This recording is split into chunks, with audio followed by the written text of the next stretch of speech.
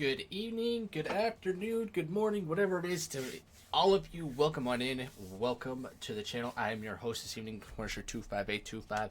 I am not the host with the most, but I am the best with the rest, and I am excited. It is around that time of year where one of my favorite games, excuse me, comes out, and new and improved. We'll see what we have in store. But what we're going to be doing is we're going to be playing some early release WWE2k25, baby.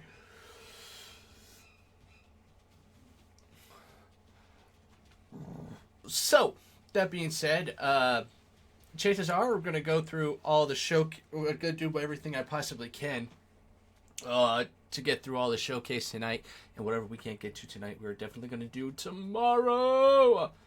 I am excited. I cannot wait. So with that being said, no spoilers, no nothing. See what WWE has new, excuse me, for us this year. I've seen and read a lot of good things regarding this, along with an awesome, what I feel is going to be an awesome roster. So let's head on over.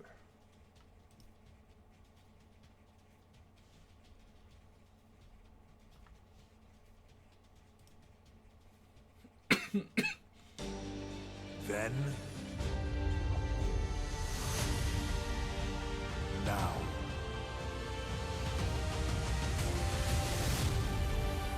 Then, forever. Yep. Then, now, forever, together.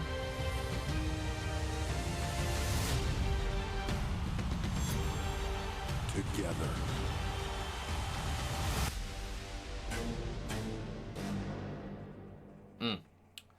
Looks sharp as a tack.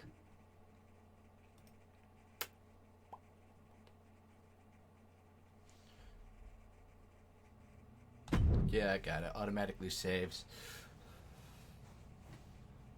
Damn, just started already has a already update. Not surprised at all over that. Birthday month. Uh-oh. Guess y'all are gonna have to know this one, huh?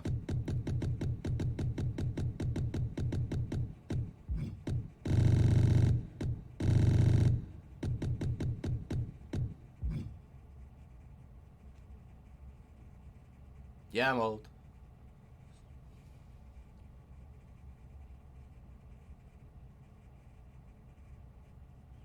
Come on, baby. I don't care about the privacy rights. Don't care about terms of service. Get it? Yes. Let's see how the dash. Excuse me. See how the dashboard is this year.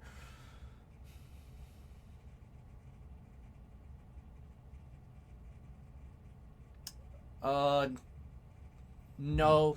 I'm just gonna skip to the main menu and see how it goes from there. Come to my side of town. Lately it's been going. All of my gon' ride with it in the pocket, the rocket like Kelly. My told me the power was in the tongue. Oh, we will see what I have in my rise. Powers get devoured. I'm giving out flowers to anyone. I ain't been out the house in a minute, cause I ain't with it if the money is miniature. I've been minding my business, I'm business minding. I've been spending some time with the minister, cause I'm finished and still sitting in the city of God in the sinister. Try to pray and repent in a synagogue or a mosque, a temple, a church. Goddamn. Sentiment, hurting and murders, a common courtesy for certainly. RPB on the shirt, search, lurk, murk, squirt, dirt, first. My doing 4+8 without a court date. Talked the other day, he said he doing okay. He good. Dang, already. He made, he say they play, they gotta partake. Homie got a heart full of hate and a face full of war paint. Eyes all red, full of rage, and it's hard to escape from a dark place. Wow. Alright, so I like how it's set up. It's not huge. It's not a big screen anymore. Kind of like that. Have entrances, shows, events, victories, online, leaderboards, store, roster. Excuse me. And the extras. So, let's go to the store.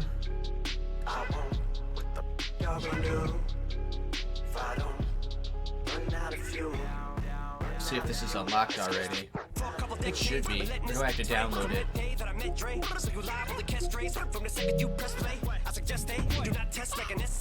Okay, so that's cool. If you update it already, or if you already bought the pre-order like I had, then it automatically does it for you. Alondra Blaze, though, is a little. I'm not sure why she's the only one that's kind of animated. Find that a little weird. Got 2 different Bray Wyatts. Honky Tonk.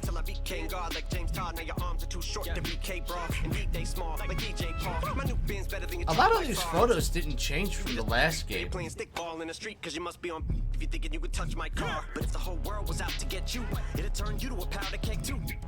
Whoa, look at that! That Triple H is looking pretty snazzy.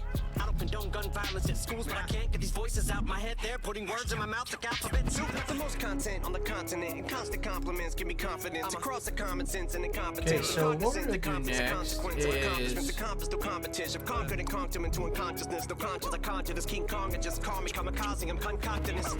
Nobody's 16. I'm trying not to die. Let's go ahead and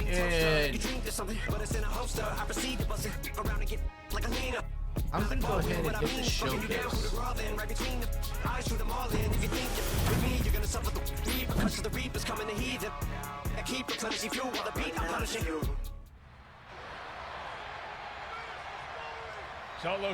Okay, so we're gonna end it. We're gonna start this.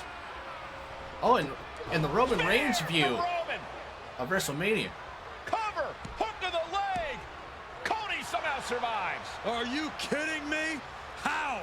How did Rhodes survive? Desire is how, Corey. Grit is how, Corey.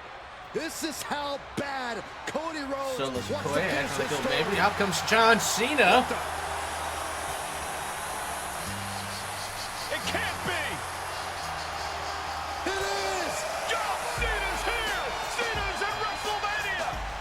A saving grace for Cody Rhodes. The view is kind of cool. I like the view. Fight off Solo Sikoa. Solo sent crashing to the outside, courtesy of the franchise. John Cena is here to take Roman Reigns down with an attitude adjustment. Fair enough. And an attitude adjustment! Tribal Chief has been dropped. Yeah, I'll get some payback on Solo, so beat the shit out of Sequoia.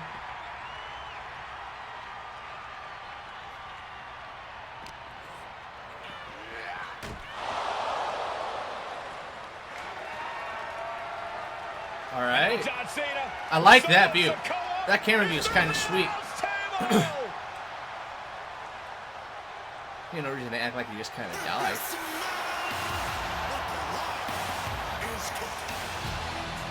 Oh, hold on, guys. Hold on. You gotta be kidding me!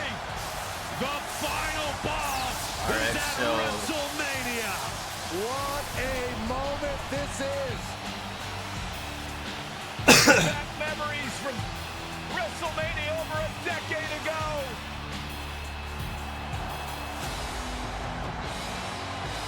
we all know how this pans out. Rock gets in the ring. Undertaker turns or blah blah blah. Taker does his thing. Now this is a WrestleMania moment. Rock and Cena face to face, feeding off the electricity of this crowd. This is absolutely surreal.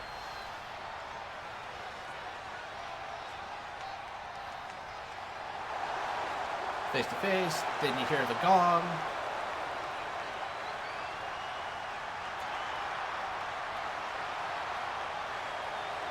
Of course, the side to side, you know. You can't see me. You can't see me.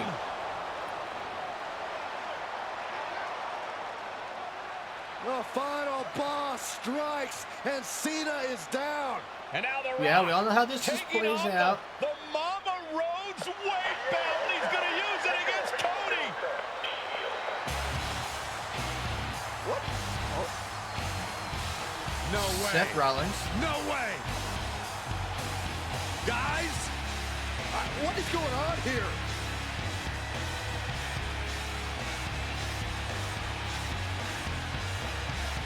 Rock looked pretty good, though.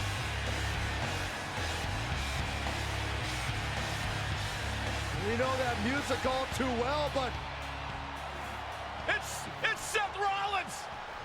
And a Superman punch by Reigns intercepts Rollins, who's out here in the old All Shield right, gear. so we all know how this went. We all know how this goes.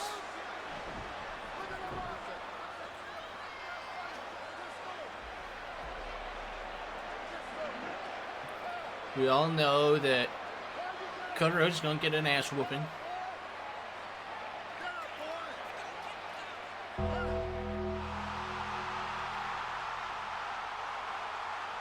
Now what? Did no one surprise? Well, I don't know. I'm not sure if anybody would be surprised over the Taker showing up at WrestleMania. It is what it is. Undertaker's in the ring! oh my gosh! The great one face to face with the Reaper at WrestleMania. Oh, shit.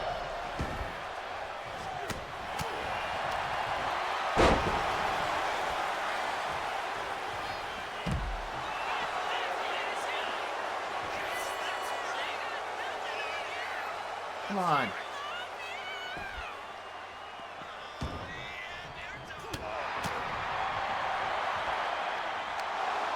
Undertaker! Yep, we all know. Choke slam! The Undertaker's Maybe a little bit of back in extra. WrestleMania! A little bit of extra. Unreal.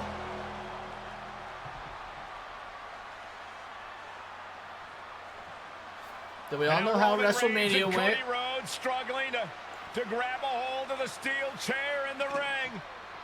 Roman Reigns grabs the table, or excuse me, grabs the Both chair men struggling and to their hits feet. Seth Roman Rollins in the back beats with Cody Rhodes. the chair and losing at WrestleMania. And this could be disastrous for the American Nightmare. Oh, shit.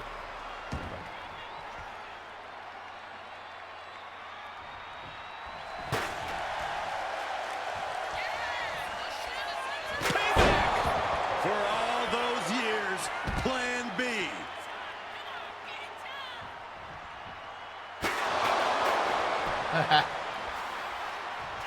Not gonna lie, that was kind of funny. Roman Reigns looking for the It's the camera angles that I think are pretty cool. Oh! That's one way of doing it. Catches Roman. Crossroads. The beard is Crossroads look weird on this one. Another Crossroads. Like there's no sound. Looking for the trifecta now. Finish So weird. the story. Everybody seems to think that WrestleMania 40 was the night the bloodline ended. But anyone who knows us knows that it's gonna take more than one bad night to bring us down. If anything, I mean, like, We're it just kind of getting sort of started. did.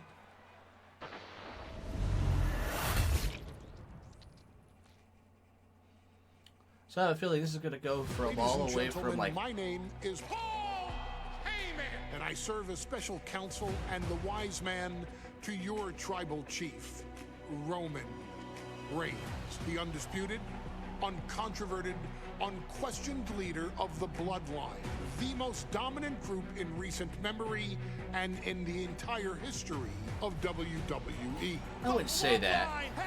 I wouldn't say Bloodline is For number nearly 40 years, I have worked for, alongside, and even employed the absolute greatest superstars to ever do it. Just how dangerous do you want to live? I've Wild created Samoans? a dangerous alliance, led an extreme revolution with ECW, and managed the most legendary of all champions. And for me, none of that compares to the relationship I've built with the Anawa'i, Fatu, and Maivia families, the triumvirate that composes this dynasty that we know more colloquially as the Bloodline. My time with this family goes back 40 years. I've led them into battle, strategized with them, and have watched their children grow into top-tier superstars who have Right. also And I like the created fact- their own I kind of impressive like the legacies. fact that And they have so Paul it is Heyman my narrating great honor to serve as your host for the WWE 2k25 Showcase, featuring a dynasty like no other, the Bloodline. When you look at this incredible family tree, this is proof that there is only one royal family in professional wrestling, bound by blood. A blood bond forged between High Chief Peter Maivia and Amatua Anai Anawai, the father of Afa and Sika, the Wild Samoans, created a force that has dominated professional wrestling for over 5 decades. An elite collection boasting names like the Wild Samoans, Afa and Sika, as well as The Rock, Rikishi, Umaga, Yokozuna, Nia Jax. You can take Nia Jax off that list. Nia Jax is not great. Sikoa, Jacob Fatu, and of course, your tribal chief, Roman Reigns.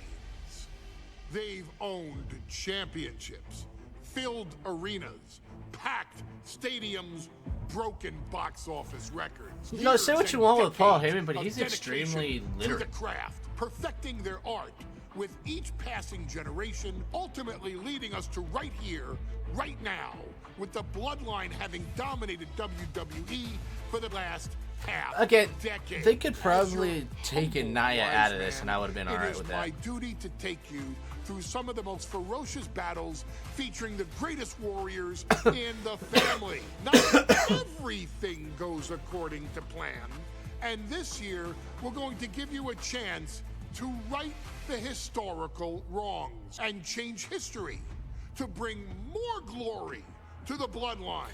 So we're going to take the losses of the Samoan Dynasty. Honestly, their only real competition is themselves. Acknowledge me! All of this fighting amongst each other, this constant power struggle, I won't let all of that ruin this moment. Because it's not just about Solo Sikoa or Roman Reigns. It's not just about the Usos. It's about every single member of their family that came before them, who built the lineage and who made them into the superstars that they've become today. It's been said elsewhere that wrestling has more than one royal family. That's undeniably true. Also undeniably true is that for all of those other families, there's only one Bloodline Dynasty.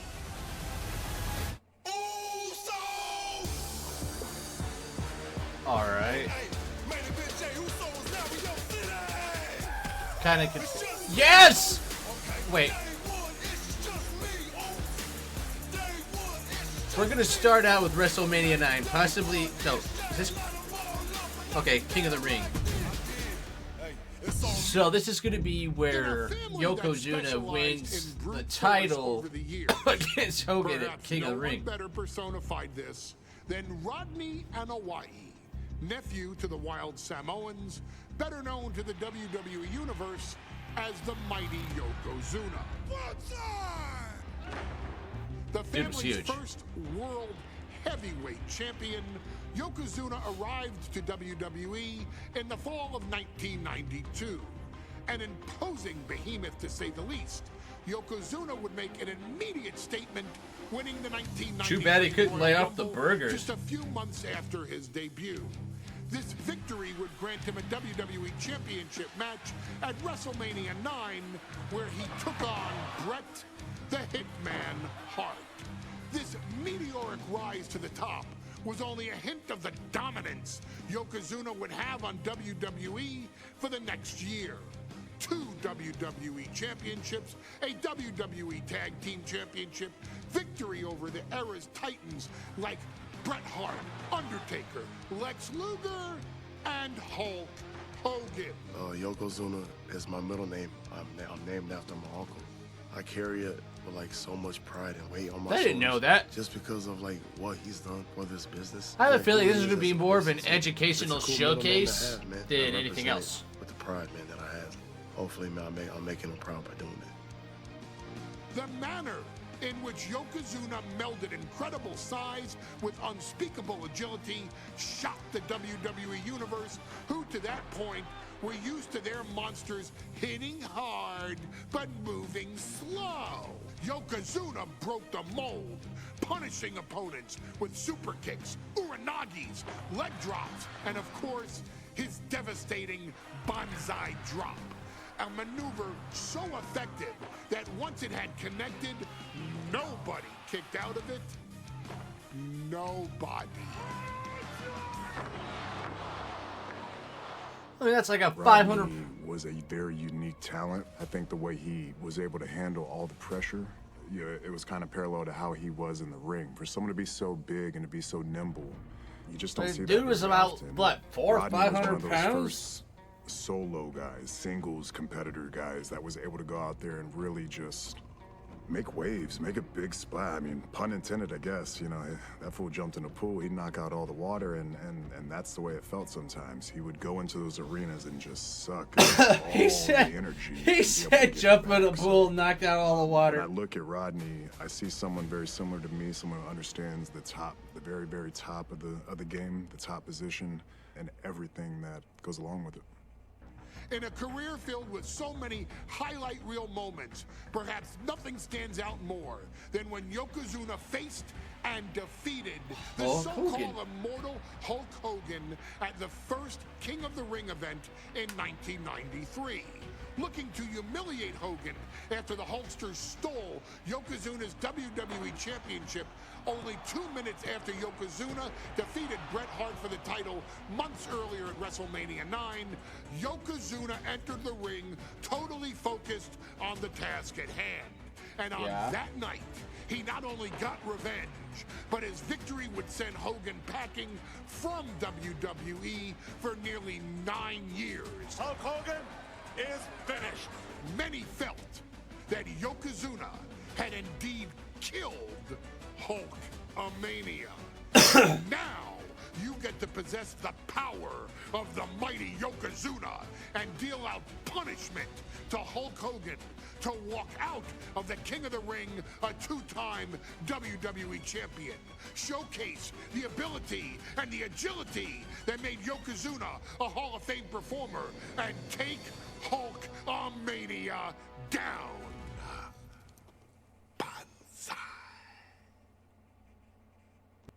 All right. A little intense, to say the least. Ladies and gentlemen, this is an event of international magnitude. Photographers from around the world as they are documenting Yokozuna's every move. What's the third-person camera? With Mr. Fuji is the champion from Polynesia Islands, weighing 550 pounds, Yokozuna! Oh, wow. That's kind of cool. He's 550 pounds, bigger than he's ever been. And I understand Hulk Hogan trimmed down so he can have more speed, more endurance. But I'll tell you something, Hogan's got to take him out early. This is going to answer a lot of unanswered questions from WrestleMania 9. A lot of pressure on the president of WWE for what he did.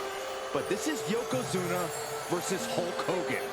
Let the winner be the winner. One thing's for sure, Hogan will be quicker. He will be faster than he's ever been in any previous title defense. Well, this is going to be interesting. See, the third-person view was kind of cool. Not a man who's already wrestled it. I'm not sure if they had that before. Well, Hogan and Yokozuna's last match lasted less than 30 seconds when Hogan won the title of WrestleMania. Well, I can tell you, this match will go much longer. Yokozuna will not be caught by surprise this time. Yokozuna is supporting the white and black.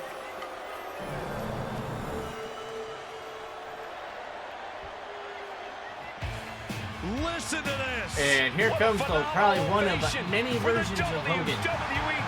Got Jimmy Hart. His opponent, coming down the aisle with his manager, the mouth of the South, Jimmy Hart, from Venice Beach, California, weighing in 302 pounds, the WWE champion, Hulk Hogan.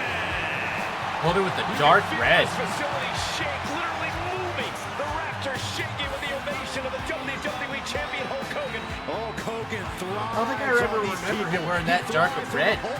The little Hulksters. This is what keeps this man going. Hulk Hogan's relying on the fans. He wants to hear them cheer. He wants to draw strength from them. But Yokozuna's focused. How the titles he look not this go taking around. his eyes off Hulk Hogan. He is ready. Well, the titles don't really The look Hulkster ready any for different. war, and you can bet, ladies and gentlemen, it will be warfare here. Hogan looks a whole hell of a lot He is better. going to be the first man to slam Yokozuna. Oh, nobody slams Yokozuna. Well, we'll see. Hulk Hogan wanted to prove it was not a fluke that he beat Yokozuna. And now we're going to find out if it was a fluke or not. Don't look half bad at all.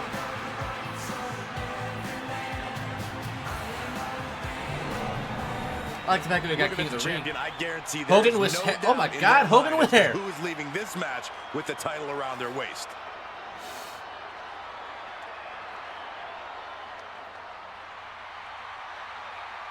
And who's that?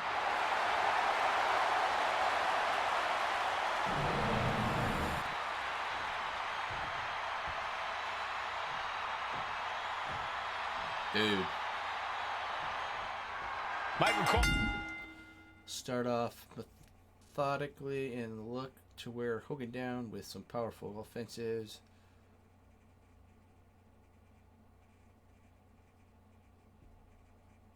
Eliminating from King of the Ring 1993 alongside Corey Graves and Byron Saxton, where Yokozuna hopes to regain the WWE Championship he lost in record time to Hulk Hogan. Both men coming in with so much to prove. Hogan All wants right. to prove his controversial WrestleMania win was no fluke. And he's also promised to finally slam They changed the colors. 550-pound giant right through the ring. Yokozuna wants to erase the memory of his initial Can't title do reign that anything. lasted mere seconds. He knows that a fresh Yokozuna can beat a fresh Hulk Hogan, and tonight is the chance to prove it. Still so much more action to come after this amazing matchup. Of course, we have the King of the Ring finals later, but before then, there will be an 8-man tag team match with the Steiner brothers Right, and so the the Head controls Shrinkers are pretty on much the opposite same. sides. You want to talk about unfinished business from WrestleMania? Those two teams went to war back in Vegas, and I expect even more hard hits here tonight. Not looking good.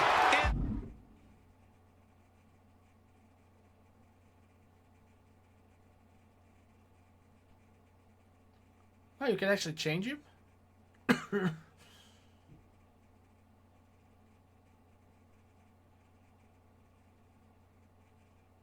This position finds a way to get out of Come it. on. Decisiveness proved to be costly. For fuck's sake.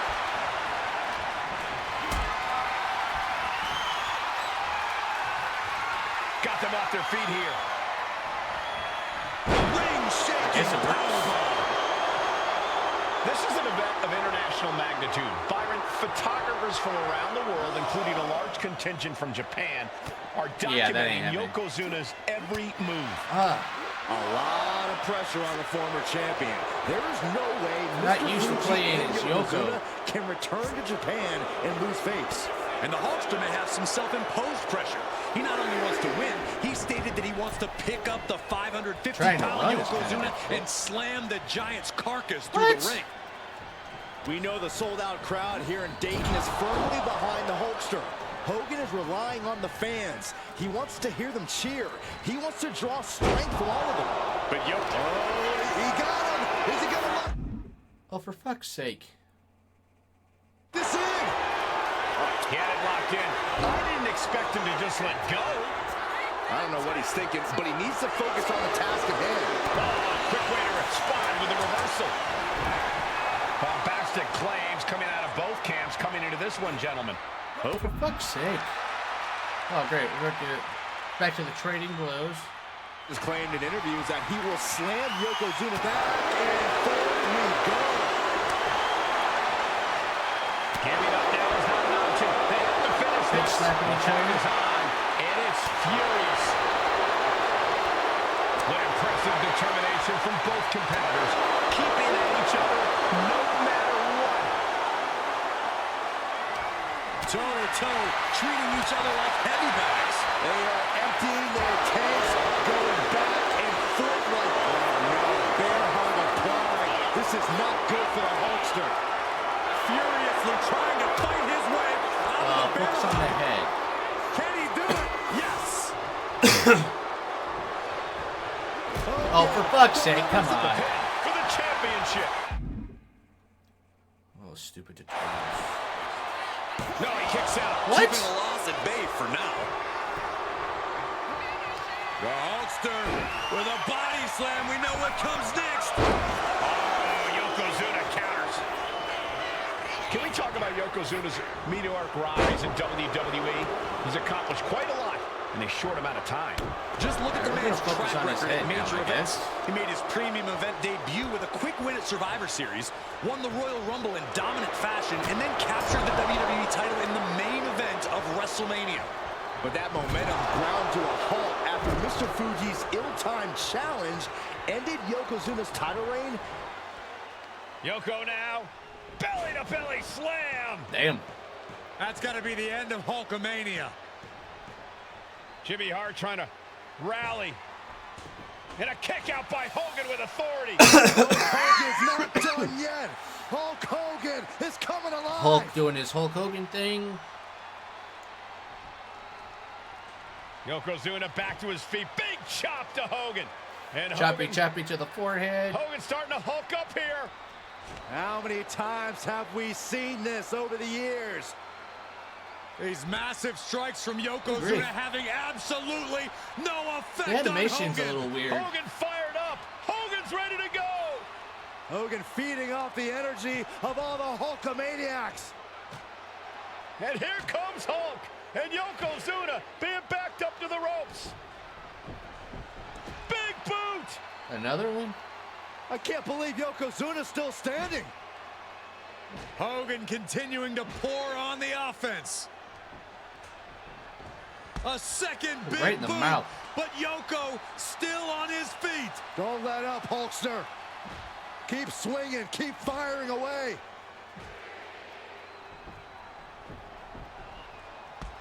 That Damn. boot. Yoko staggering. Stunning, and he's down. I'm gonna say all the fucking boots, Drop the huh? leg, Hogan. Drop the leg. Hogan, leg drop. Here's the cover on Yoko.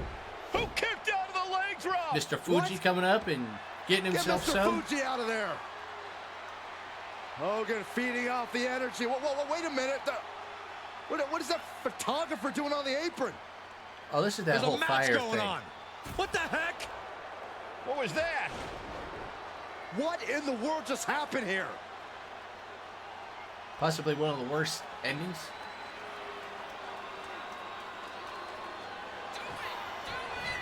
Oh, no. World's strongest flag. Yokozuna demonstrating his full power. Hogan's in trouble. The big leg drop by Yoko. There's that agility and ruthlessness on display. Champ's down. This one's for everything. I didn't get all of it, but champion. I'll go back and I'll do it. The winner of this bout and new WWE champion, Yokozuna. Don't think I'm going to be missing much. With the official word, Yokozuna is indeed the new WWE champion. We may have just witnessed the end of Hulkamania, gentlemen. There's no may about it, Cole. Yokozuna like, just I don't conquered think there was Hogan. any And way. every newspaper in Japan is going to be filled with pictures of our new WWE champion. Here in the heartland of America, the heart of Hulkamania I didn't know that. has just stopped beating. Hulk Hogan Okay, well, is finished. I'll just go to the next one. I'm not going to sit and ponder about it. I didn't see the 30 seconds Our thing. next chapter sees the showcase spotlight shine on an area in which the family built their legacy: tag team wrestling. Starting with the wild Samoans, Afa and Sika, all the way through to more recent champions like the Usos or Tama Tonga and Tonga Loa. This dynasty has always excelled in tag team competition, consistently showing an ability to dominate the division with a wide variety of looks. And the first team that we will look at, accompanied to the ring by Alpha himself. Fatu and Samu, The Head Shrinkers. They put the Rikishi fear before he people's was hearts. That's Rikishi. what the Head Shrinkers did back in the day. Second to none in that ring. You know, hard-nosed, battle-tested. They went for it every single night. Why'd they blur out the Nasty Boys? They also know that early in their journeys, Samu and Fatu were managed by me, Paul Heyman, then known as Paul E. Dangerously, and the SST, the Samoan SWAT team. The Samoan SWAT team is here. Vengeance is mine. Samoan SWAT Already team. an imposing force that early on, their future greatness was obvious to so many industry experts. Alpha, more than anybody, knew he had the team on his hands, with Samu being his son and Fatu his nephew. The tribal elder was able to mentor both, instilling in them the same unrelenting approach to competition that made the wild Samoans world famous. The team toured through regional promotions before a quick stop with me Aww. in WCW. Look at him giving all hugs and WWE shit. Was always their goal.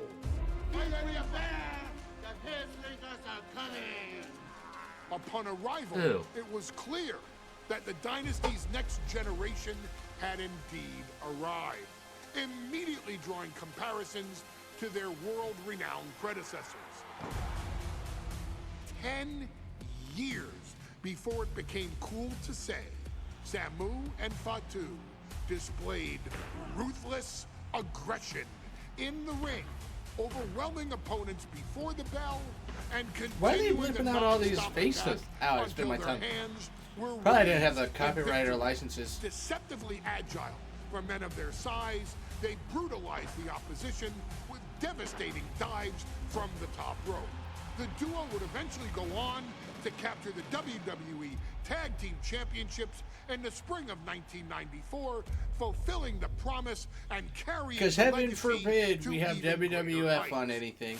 At WrestleMania 9, the Head Shrinkers' one and only in-ring WrestleMania appearance saw them taking on Rick and Scott, the Steiner brothers. Be prepared, Steiner brothers. We're gonna give you a pain that you have never felt before. While I'm not one to make Yeah. excuses, I am one to give opportunities to you, our expert gaming member of the WWE Universe. And so, today, you have the opportunity to make things right. WrestleMania 9, Las Vegas, Nevada. The Steiners performed Really? at They're a actually gonna near-perfect blur out level Michigan? that day, able to find every reversal and in the chaos emerge victorious. We are asking you to fix that, stop them in their tracks, and get the Head Shrinkers that WrestleMania victory you and I both know they deserve. But if you're not careful, you're going to find yourself reliving the very same memories that have haunted Samu and Fatu for years. Steiner lines, suplexes, Frankensteiners Oh, that yeah? will all bring your evening to a vicious, miserable end. Okay. Miserable and vicious. One of the toughest teams in WWE history. Nearly 600 pounds of pure savagery. They did not do them justice at all. Weight of 565 pounds. Samu and Fatu, the Head Shrinkers. This one may Like, don't get me wrong, I'm glad they're in the game. guys, You talk about rugged individuals. But I just don't think two they did it. tag teams that can really bring the fight to anyone that steps in their path. Maybe I'm just being picky. Yeah, there's about to be a seismic collision in the ring.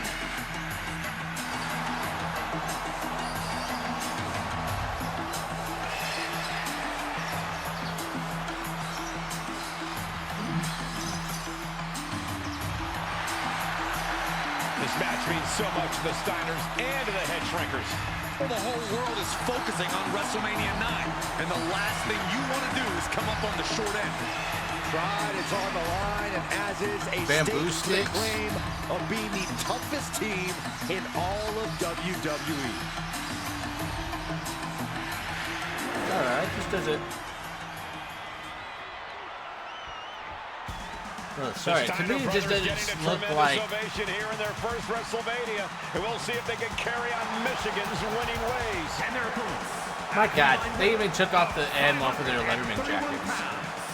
Rick and Scott, the Steiner Brothers. The Steiner Talk about Brothers petty. are one of the most promising tag teams we've ever seen in WWE. But Samu and Fatu are looking to stomp out any of that promise right here at WrestleMania. Let me warn the WWE Universe right now. This is going to be a brutal match. Just two heavy-hitting tag teams going at it. Physical, smash-mouth wrestling. And like Saxton said, it won't be pretty at all. Whatever.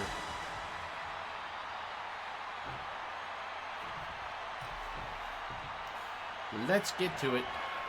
WrestleMania 9 rolling on with a potential show-stealing match, guys. Two very hungry tag teams facing off. Indeed, Michael, the Head Shrinkers and Steiner Brothers are both new to the tag. God damn it. Stack them up.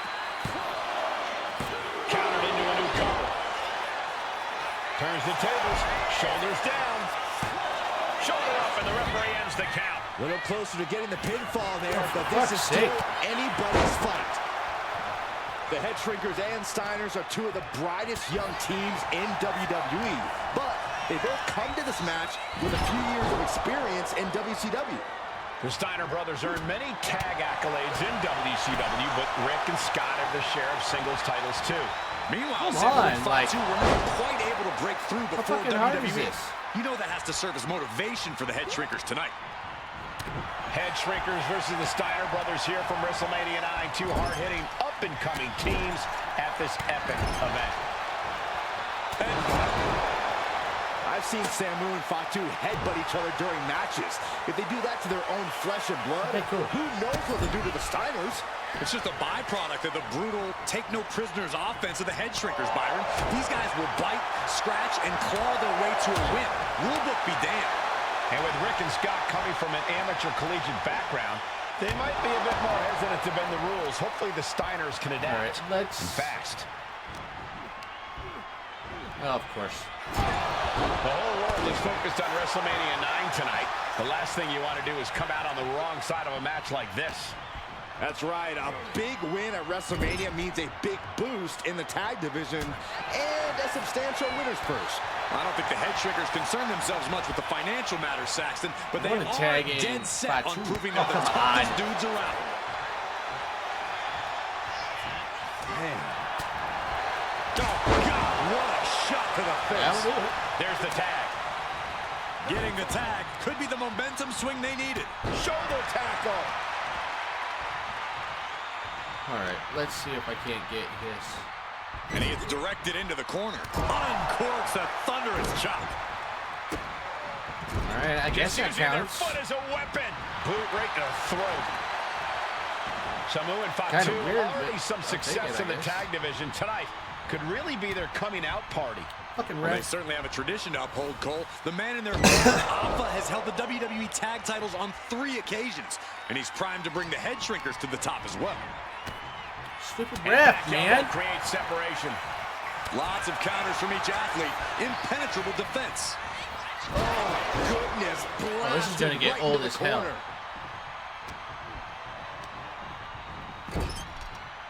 Did you hear that impact? Okay, there we go.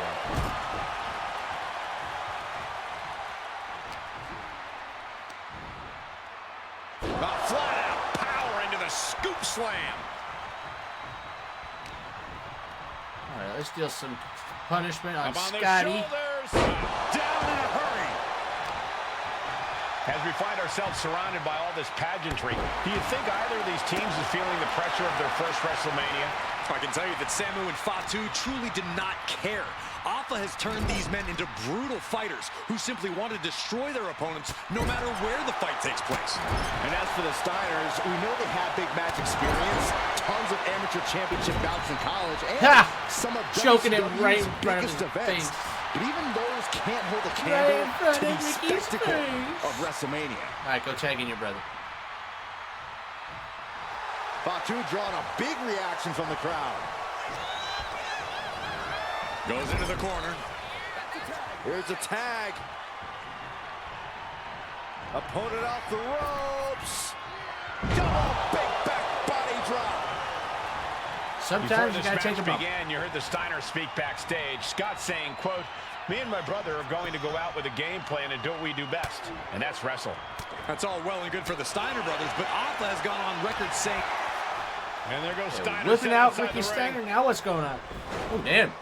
Fatu like a one-man wrecking machine right now, cleaning house. Oh, look at this, the power by Belly to Scott belly. Steiner. But the tag was made and Scott not aware. Big kick. Scott Steiner did not see the I don't know blind what's up tag with this made by super tag, all the Samu. super kicks. Oh, this is not looking good for Steiner. And this is what the head shrinkers do. Top-tier tag team wrestling. Steiner didn't see the tag, decided to hot dog around, and got a foot in the face for it. And we are really seeing the amazing skill sets of all four men in this tag team showcase. Well, we already knew about the brawling of the head shrinkers and the grappling of the Steiners, but launching. Oh, is that gonna work? Oh, God.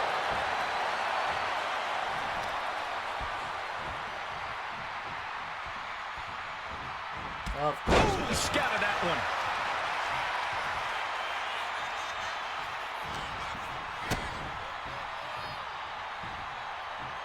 Nice reversal. He knew just what to do.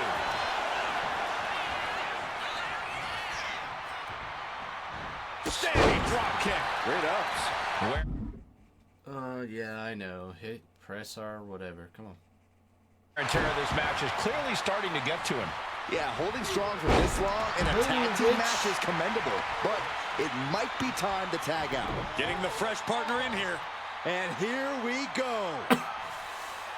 Come on. Tearing at all the ligaments in the leg. I think it's kind of cool to get to And evades the attack. play as the Wild Samoans. Sidewalk slam. Almost drove him through the ring.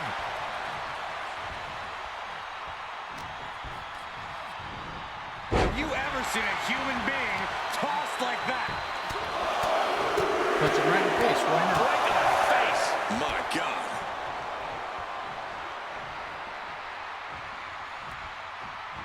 Standing drop kick. Great ups.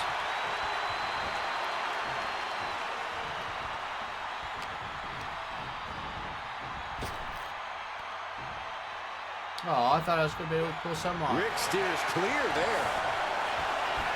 Uh-oh, goodness. Counters into a brutal clubbing blow.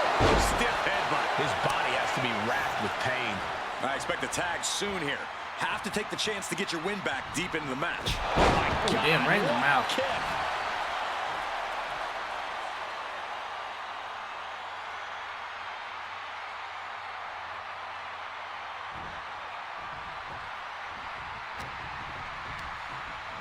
Placed him in the corner here. There's the tag. Oh. Tandem offense on the horizon here. They have their opponent driven down face first. And Damn. the head shrinkers just might have it. Pin breakup. Yes, I want to know all about it.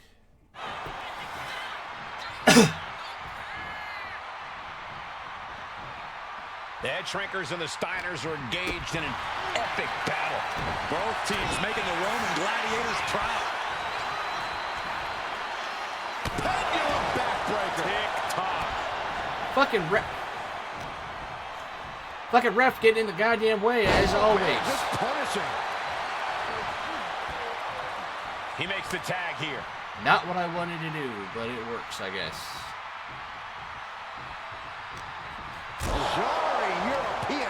uppercut. Whoa, stiff headbutt.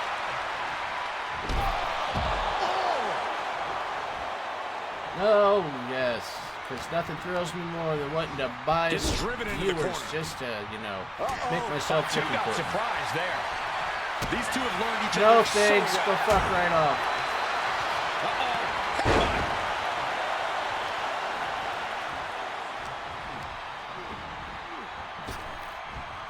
Driven down. Fatu is heading up top. Oh, come on. Really?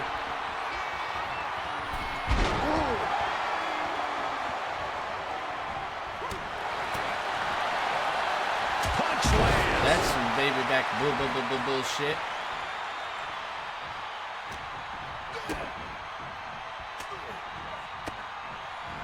Pot right in the stomach creates the separation.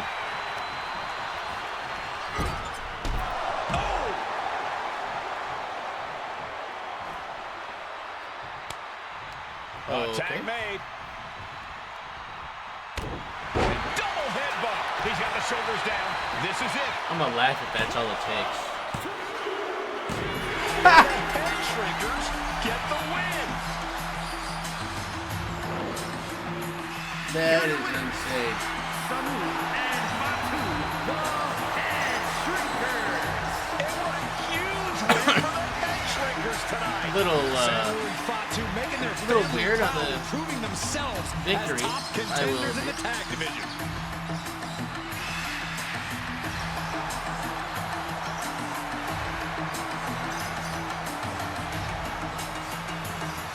Okay, so unlock the Steiner brother. Okay.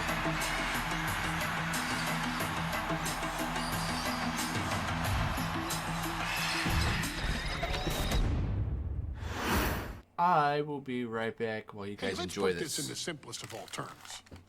Dwayne "The Rock" Johnson is the biggest celebrity on the face of the planet today. Now, whether he's a blue chipper, the people's champion, or as we know him right now, the final boss, The Rock has always commanded all of the attention in the arena since the very first moment he made his WWE debut at the 1996 Survivor Series. Born into this business, The Rock would become WWE's first ever third-generation superstar, following in the footsteps of his father and grandfather.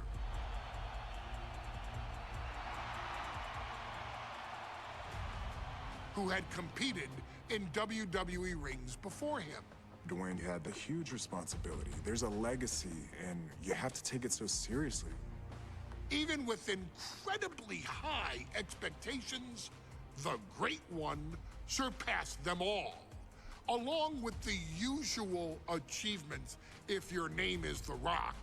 2 Intercontinental Championships, 5 Tag Team Championships, 8 WWE Heavyweight Championships, a Royal Rumble victory, not even to forget the fact that The Rock once led an entire nation. The Rock has one of the more noteworthy feats in WWE history, earning WrestleMania victories over Hulk Hogan, Stone Which match was hard? Austin, and John Cena. Each of these men are known as the faces of their respective era. Each of these men found out what happens when you go one-on-one. Oh, you know the rest. Of course, The Rock rivaled Stone Cold Steve Austin's popularity during the vaunted Attitude Era, tearing opponents down with rock bottoms and people's elbows, tearing them apart on the mic with cutting one-liners the and infamous catchphrases suede that are shoes still elbow drop. recited to this day. If you smell, know your role and shut your mouth. He ended CM Punk's 434-day title reign as WWE Champion at the 2013 Royal Rumble as well, after having only competed twice over the previous 9 years, displaying the always-ready mentality and physical conditioning on which he has built his global brand. But you don't need me to rattle off The Rock's resume to you, now do you? Of course not. The man is an occasion unto himself. He has headlined the biggest events against WWE's most iconic superstars and has always found a way to, how does he put it? Layeth the smackdown on some jabroni's candy ass. I couldn't have said it better myself, although I think I may have just done that. But indeed, he has. On a Thursday night in February of Random Thursday. Oh, his debut. Still known as Rocky Maivia, would find himself challenging for the WWE Intercontinental Championship. Only a few months into his tenure, he would be matched up against a face that would ultimately become one of his most familiar and hated rivals, Triple H, Hunter Hearst Helmsley. Seemingly overmatched by a more seasoned opponent, a youthful Rock would demonstrate all the traits that have come to define him in the years since. Tenacity, high IQ, and that legendary Samoan strength to ultimately surprise Helmsley and legendary Samoan strength. I don't think so. For Rocky Maivia, it would be the first step of a journey that has ultimately led The Rock into the pantheon of WWE's elite. So now it's all in your hands. It's up to you to showcase the undying drive that makes The Rock the hardest worker in the room to deliver a shocking upset against the Greenwich snob himself. Guide The Rock to victory over Triple H at a very special Thursday, Raw Thursday, to give the first jolts to what would become the most electrifying career in sports entertainment. So angry. And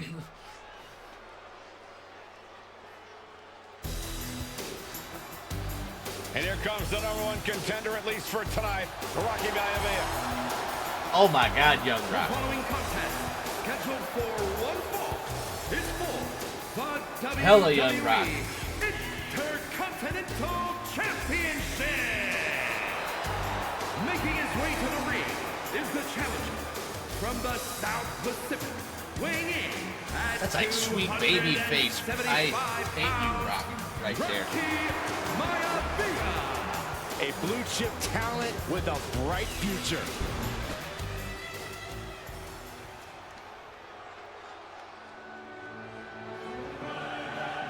Oh my God, and the old music for Triple H. Hunter Hearst Helmsley. His opponent from Greenwich, Connecticut, weighing in at 200 WWE Intercontinental Champion, Hunter Hearst Helmsley. They make Hunter look Helmsley is good. scheduled to face another challenger at an upcoming show this Sunday. And he's taking the risk, stepping in here against a newcomer, Rocky Maivia. Well, you can consider it risky, you can consider it overconfident, but any way you look at it, it's a dangerous move by Helmsley to take on an athlete who has been on a real roll. Rocky Maivia has been successful thus far in WWE, and Rocky is focused. Rocky is only thinking about tonight. Different outtake. Saxton, just curious, have you ever exercised your right to remain silent? I am tired of all this talk about Rocky Maivia. Yeah, he's been on a roll, but it could all come to a screeching halt tonight at the hands of Hunter Hearst Helmsley. Like, don't look at my soul. That's exactly what just happened. All sorts of like the past doesn't matter. Here's where it counts. Here is where it's settled. The prize is on the line. They definitely got Triple H's big ass nose all right on this.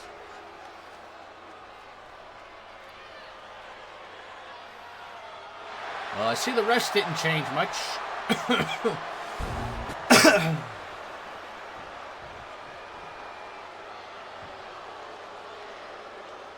All right, there is one thing I want to change. The Intercontinental Champion. Options. Oh, I don't think I can.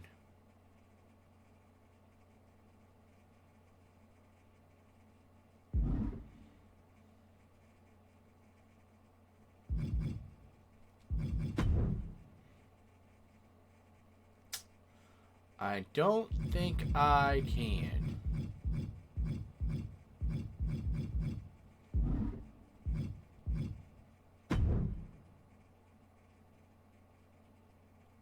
Nope. Brutal. All right.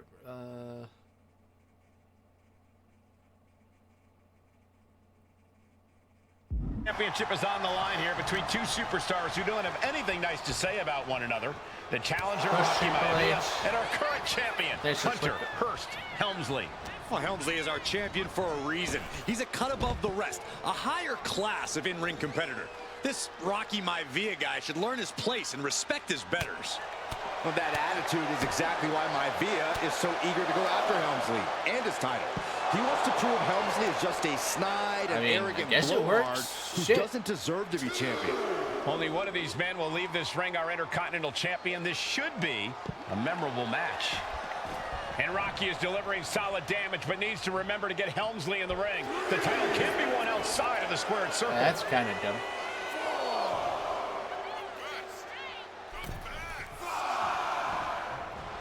Rolled up from behind. This could be it. Are you kidding me? Breaking loss for the young upstart, Rocky Maivia. I hate that game. Here is your winner, and still the Intercontinental Champion, Hunter Hearst Helmsley. Fuck ever, bro. The Intercontinental title hangs in the balance tonight in a match between our refined champion, Hunter Hearst Helmsley, and the young challenger, Rocky Maivia. Rocky Maivia has a lot to prove here. The third-generation up-and-comer would love nothing more than to grab his first championship tonight and send a message to the WWE that Rocky Maivia has arrived. But Hunter Hearst Helmsley will do everything in his considerable power to stop that from happening. And as far as Helmsley is concerned, Maivia is barely even worth his time.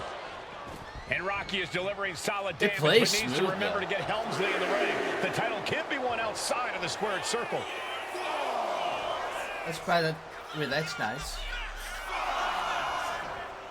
Taking things to the outside, but got to make sure to heed the officials' count. Oof. And watching from home is Rocky Johnson, the father of Rocky Maivia, former WWE tag.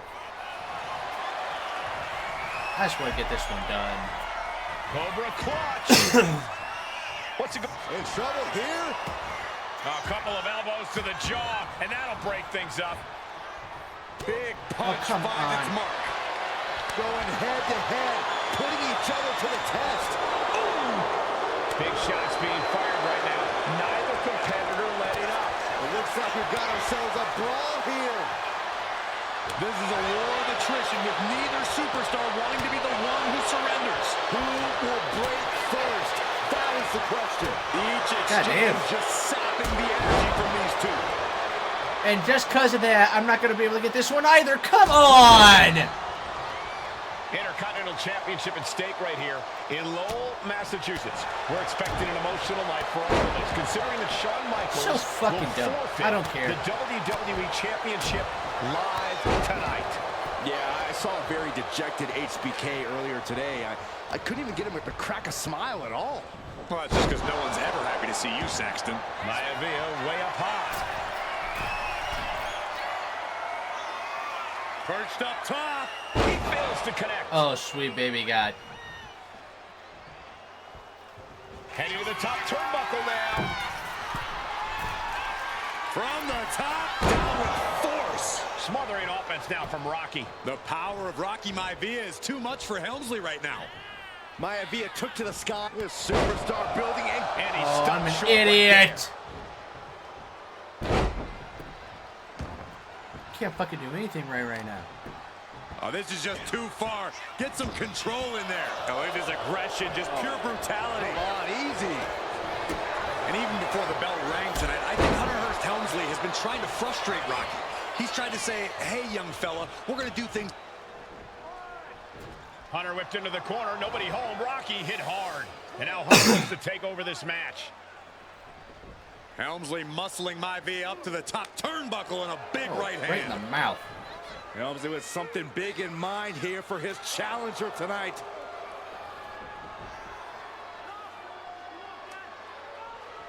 I'd be a little pissed if people were to just sit there and continuously slap me in the face. This is just blatant disrespect from the arrogant champion. Almost daring Rocky. Hey, you really want my title? You really think you're going to be Intercontinental Champion? Up to the top. Hooking Rocky into a superplex. This could be it. Can Hunter capitalize? No. This could be it. Hook of the leg and a cover, and Rocky stays in it, getting his shoulder up. Still not enough to put out the flame of Rocky Maivia. It's never gonna be enough.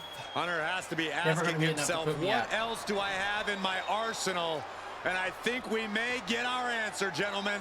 Yeah, it's just a matter of time, I believe, before this one's over. Hunter hooking Rocky. Yeah, I'm starting to gather his that. time, looking to put him away. Maivia just collapsed. This just shows you how much damage Hunter Hearst Helmsley has inflicted on the challenger in this matchup. I think Maivia's done. So have I. Official might want to step in, call this one. The official checking on Rocky. Hunter Hearst Helmsley believes this is close to being over. Living him back and up. there's the small package, and that's all she wrote. Rocky wins the title. Rocky Maivia has shot Hunter Hearst Helmsley. Here is your winner and the new Intercontinental Champion. The birth of The Rock has just begun. We have a new Intercontinental Champion.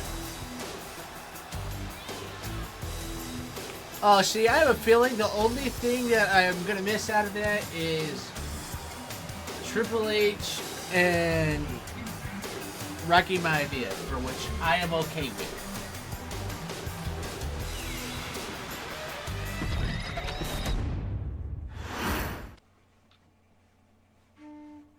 I don't need like 16 versions of The Rock or Triple H.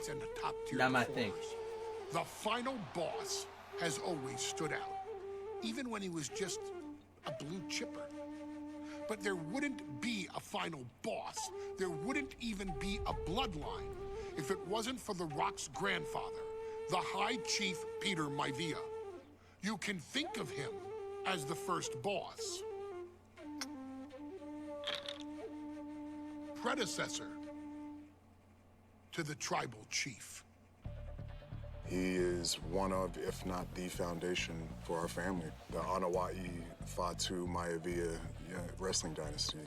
I don't think there's anybody more responsible for what's going on now than the High Chief himself. Peter Maivia isn't simply one of the two principals behind the sacred blood bond. He's also an incredibly decorated professional wrestler who traveled the world and won titles everywhere he went. New Zealand, Japan, Europe, and here in the United States, where he enjoyed especially successful runs in Hawaii and California. Maivia would eventually find his way to WWE. Hawaii, I engaging get. in legendary California is battles kind of new. with the likes of Superstar Billy Graham. His larger-than-life personality would win the WWE Universe over in short order, as it had throughout his entire career. In the ring, to kiss his ass. High Chief Peter Maivia was a potent blend of brawn and grappling technique, often muscling his opponents down to the mat through a variety of joint locks and then switching to more painful holds once grounded.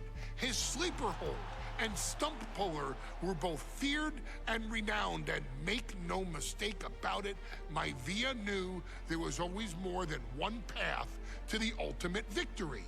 Out of the ring, High Chief Peter Maivia also ran one of the most successful wrestling promotions on the planet, Polynesian Pro Wrestling, based out of Hawaii, showing his mastery of the business in every aspect.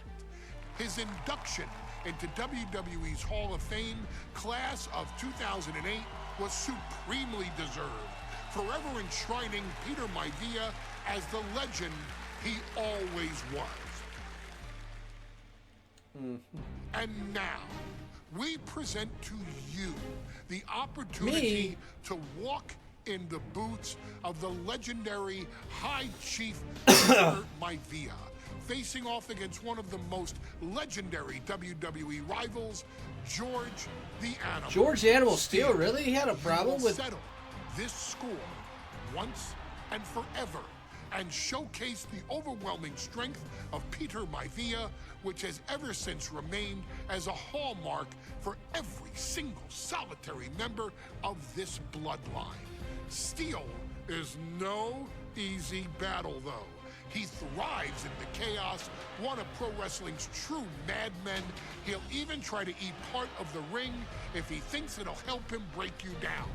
So do your best and honor to beat the High shit out of Chief George Peter Steele. Maivia properly with a resounding victory. Doable. In a cage? Alright, I'm not gonna sit here and watch the entrances. And at day one. Alright. Hey, look at that.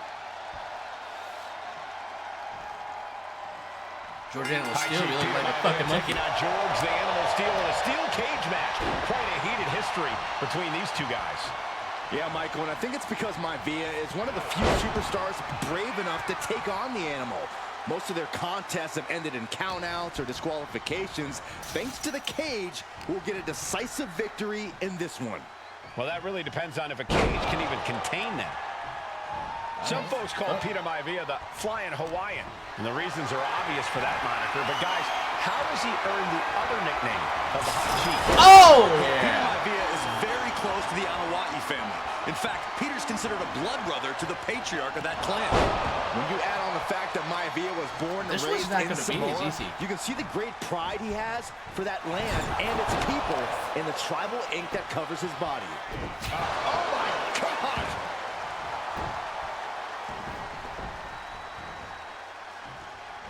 Maivia one step ahead. Oh, right into it. Takedown, got the shoulders down. He kicks out before three. He tried to make quick work of things and almost succeeded. Good Foot right to the belly. The Animal has to be elated to be in this steel cage against one of his biggest rivals, no less. Yeah, Byron, we've seen the Animal brandish a weapon against Peter Maivia before when it was against the rules. The High Chief better be prepared for Steel to get even crazier.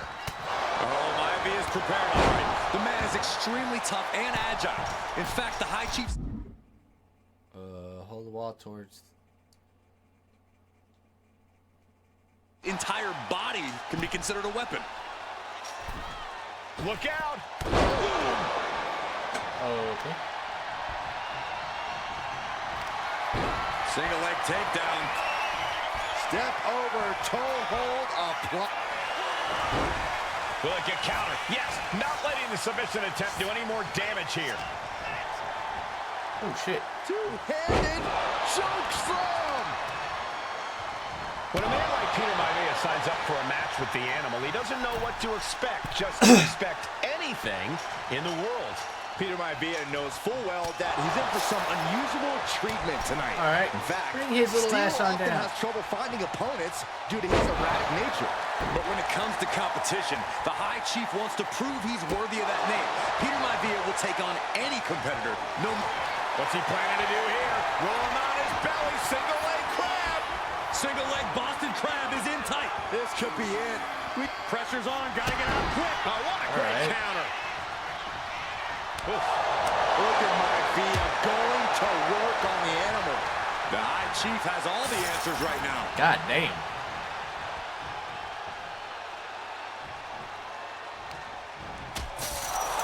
Peter Maivia very tough, but he also has fucking Street Fighter punched him right in the face. Quite the combo. And it served him well, Michael. In fact, the High Chief has major acting and stunt work credits to his name. And who knows? Maybe we'll see the Maivia name on Hollywood billboards again sometime. Well, before any of that happens, the High Chief needs to survive this war against the Animal. Peter Maivia now with the upper hand. And you can see Steel is struggling to weather the storm of the High Chief. That's the chop block.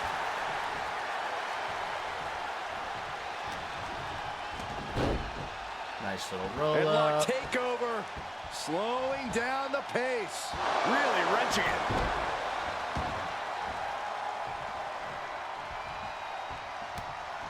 Snapmare could set something else up. What I wanted to do. Peter Maivia really making a name for himself at WWE, but he's had plenty of experience on the way up. Plenty of championships on the West Coast, but he's made the biggest splash in Hawaii, where he earned multiple tag team titles. Oh, yeah. Maivia is a huge celebrity on the islands. In fact, I've heard some consider him the personification of Maui. Running knee! Precision offense here. He's leaving zero. Keep on working on him, I guess. Just wearing down the... He's got to relieve the pressure. And escapes. Soaring European uppercut. And that holds Peter Maivia back. George Animal Steel is not a wrestler by any stretch of the imagination, guys. He's a true brawler. And he might be the best brawler in WWE. There is no shortage of fight in the animal. But you know who might be a better brawler, guys? The High Chief Peter Maivia. When you consider that Maivia is also an excellent high flyer and a great technician. Up high. Went for it. Dumbass. Gets nothing. George is tied up here. That'll do some serious damage. Does Peter Maivia have this sewn up?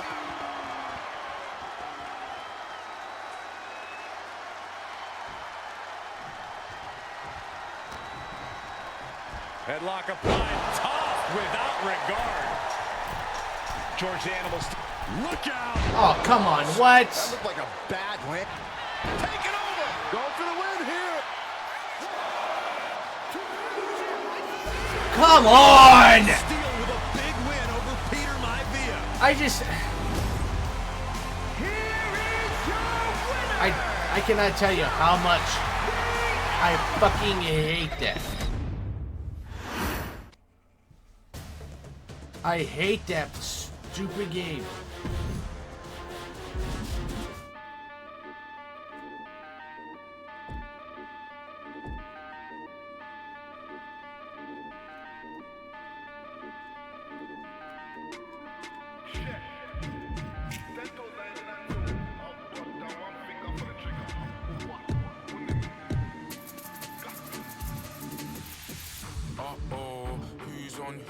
Said he let it ring, but it never goes through. My head's gone too. The smoke's absolutely ridiculous to me. Uh-oh, who's on oh shit. Don't tell my brothers, cause we'll spin the whole block. What we buying? Everything you got. Tell them that we take the whole lot. You ain't. Oh, and now it's gonna take fucking forever. Get out the trap, I ain't got a trap phone. I got P's and M's and K's and O's. They're illiterate with letters, so I'm letting know. Used to give them high fives, now it's just a middle finger. Diamonds on my patty. Oh my god. They think I'm a rapper, I think I'm a singer. Catch me in the car, I treat the worst like a dinger. You southern fried, I'm a south boy, but some south.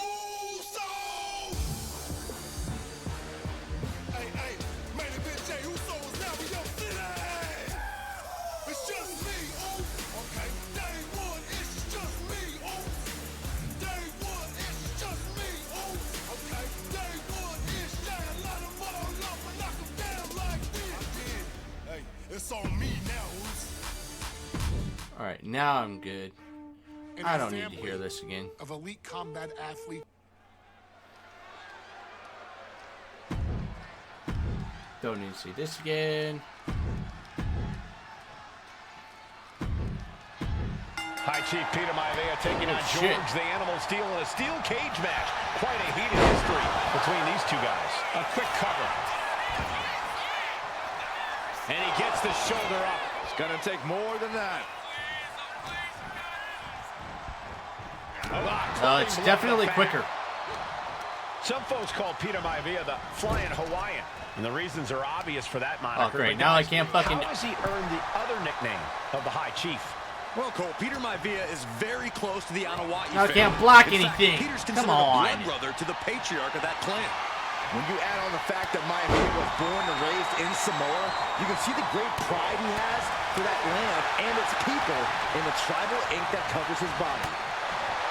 High Chief Peter Maivia and George the Animal Steel facing off in a steel cage. Each man looking to finally score a decisive victory. Why is it that, like, with the Samoan Dynasty or whatever, their chops are good, so you have to be right on top of them. George the Animal Steel might be a bit of an underdog here. In fact, he lost the match by countout to the High Chief. In Steel's defense, I'm not sure he knows how to count exactly or how to read a rule book.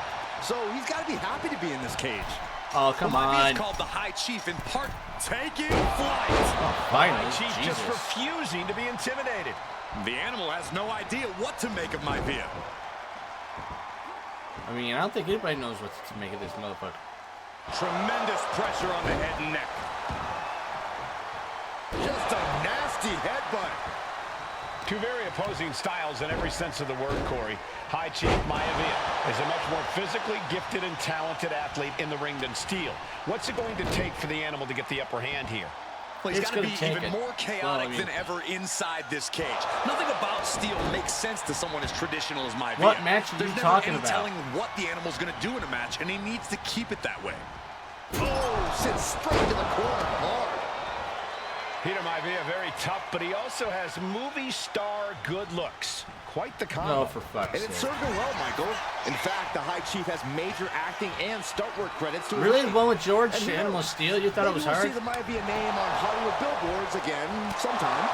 Well, before any of that happens, the High Chief needs to survive this war against the only reason I'm having an issue is because I can't get timing down. And on top of that, George Steel has the High Chief in dire straits after that come move. on. The summit of this steel cage is in sight, gentlemen.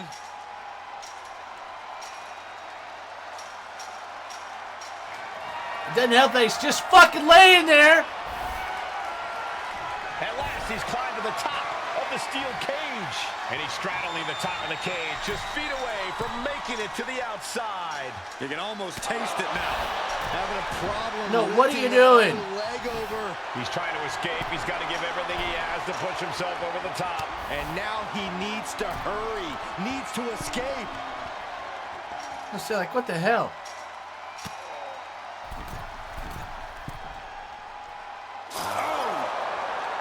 The High Chief Peter Maivia really making a name for himself at WWE, but he's had plenty of experience. From the top! Oh my goodness! Hey, right. All right, I'll take that.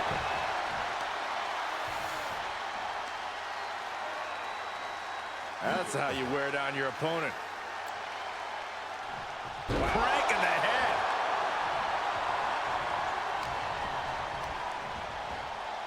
They're showing blatant disregard for their opponent into the cage. Momentum is all with Maivia. Straight up. You can see Steel is struggling to weather the storm with a High Chief. All right, that's how we're gonna celebrate. Oh no, getting in position. What's he planning to do here? A cartwheel. Escape and a takedown. Arm wringer. Right hand will counter. Oh, for fuck's sake. Elated to be in this steel cage against one of his biggest rivals, no less. Yeah, Byron, we've seen the Animal brandish a weapon against Peter Maivia before when it was against the rules. The High Chief better be prepared for Steel to get even crazier. Oh, Maivia's prepared, all right. The man is extremely tough and agile.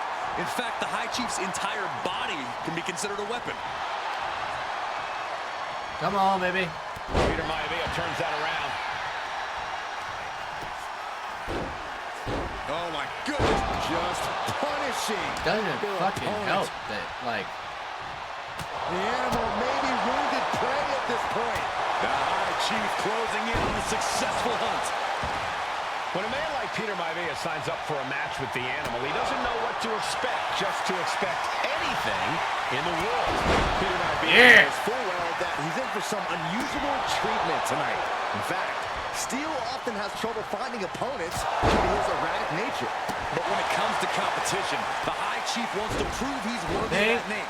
Peter Maivia will take on any competitor, no matter the difficulty. Maivia overwhelming his opponent here. Yeah, Maivia has really figured the Animal out here. Maivia just dominated the Animal with that one.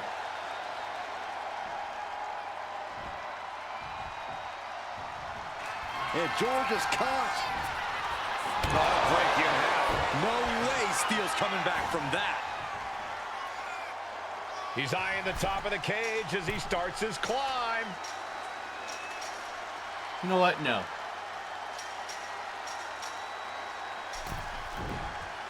Ain't doing it. Here we go again.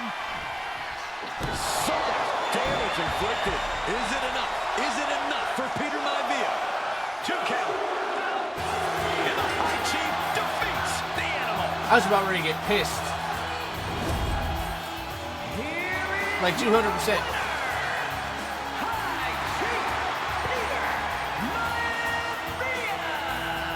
Anytime these two have faced off, it's been Look at that eye ink. for an eye. But the steel cage That is shit finally would delivering hurt a on the inner decisive thighs. victory for the High Chief, Peter Maivia. George Steele is one tough animal, but the way Maivia faced him in the cage tonight just reinforced what everyone already knew, that the High Chief is one tough Samoan. What's next? Let me guess. Something has to do with She's I don't know. not like most girls. Oh, She's God, also no. not like most WWE superstars. Nia Jax, the reigning queen of the ring, is a reckoning, a force of nature that blitzes right through her competition. A cousin of The Rock, Nia Jax arrived in NXT. I'm gonna hate almost every 10 minute years of this. ago with astronomical expectations. Undaunted, Nia Jax would dominate early opponents, finding herself competing for the NXT Women's Championship mere months after her debut. It did not take long for those running Raw and SmackDown to take notice. Well, our next pick, Nia Jax. And Nia Jax would join the Raw roster Ugh. as part of the 2016 draft lottery. And since joining the main roster, absolutely no one has been safe from Nia Jax. Oh, please. She is a It's because she two-time hurts champion. everybody. She is a two-time women's tag team champion. She competed in the men's Royal Rumble match in China did it 2019, first. even getting an elimination while in the ring. Nia Jax looking to eliminate. She does. She's battled standouts like Charlotte, Bayley, and Becky Lynch. And all the while, she has left undeniable destruction in her wake. In the ring, she And still a applies terrible performer. many of the same tactics that once benefited Yokozuna, even using her own version of the Bonsai Drop, known as the Annihilator. And just like its namesake, if it connects, your night is over. And Nia Jax remains driven for even more success, jumping at any opportunity to prove her dominance.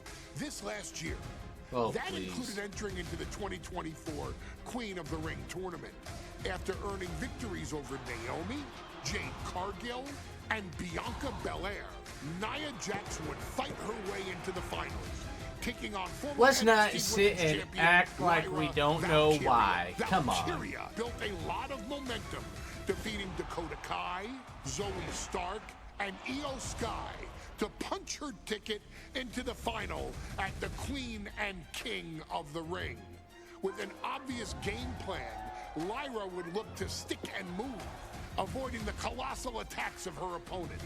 Unfortunately, as often happens when competing against Nia Jax, Lyra made one miscalculation, and that error in judgment provided Nia Jax with the opening she needed to annihilate her competition.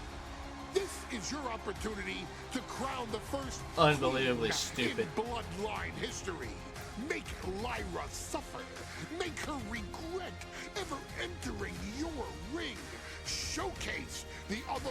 They could have done so much better with this if they would have just left this part out. Cower in your presence, because when you're an irresistible force like Nia Jax, resistance is futile.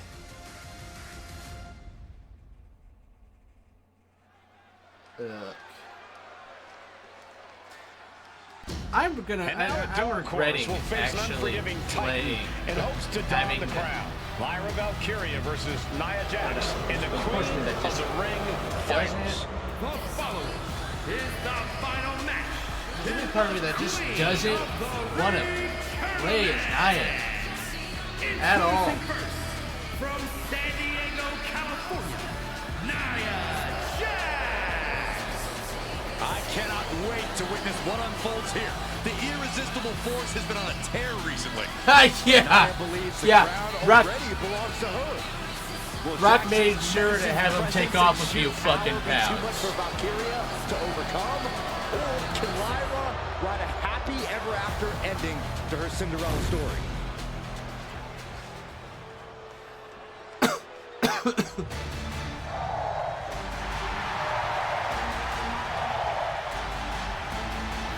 Lyra Valkyria fancies herself a Morrigan, which is an Irish goddess of war.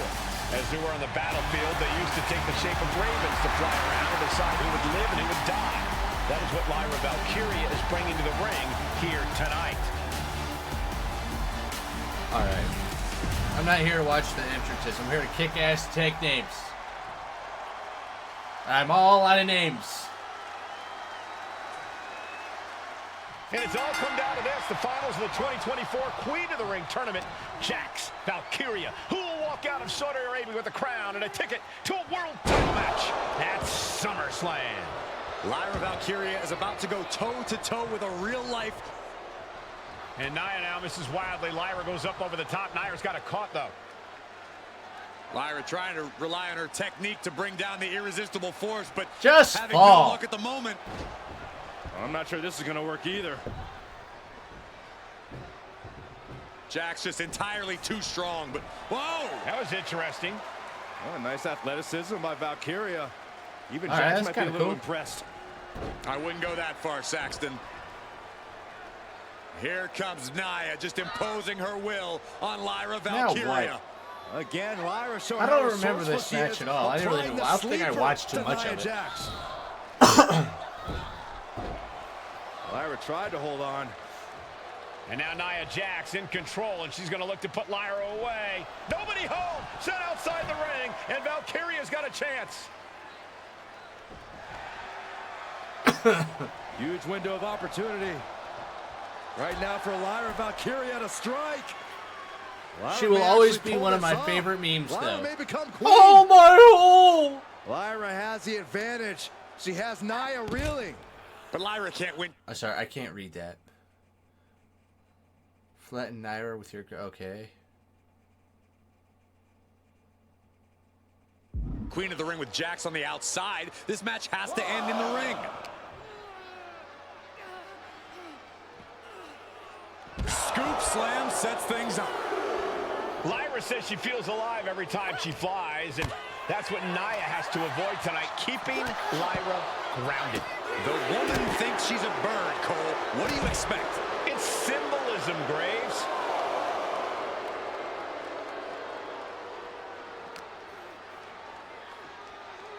Up in the fireman's... Uh-oh! And Valkyria expected that.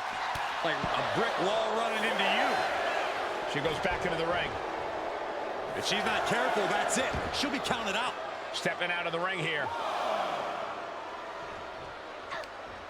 All right, so I get to make her suffer in the corner. Knew what Valkyria had coming. Yes, I know.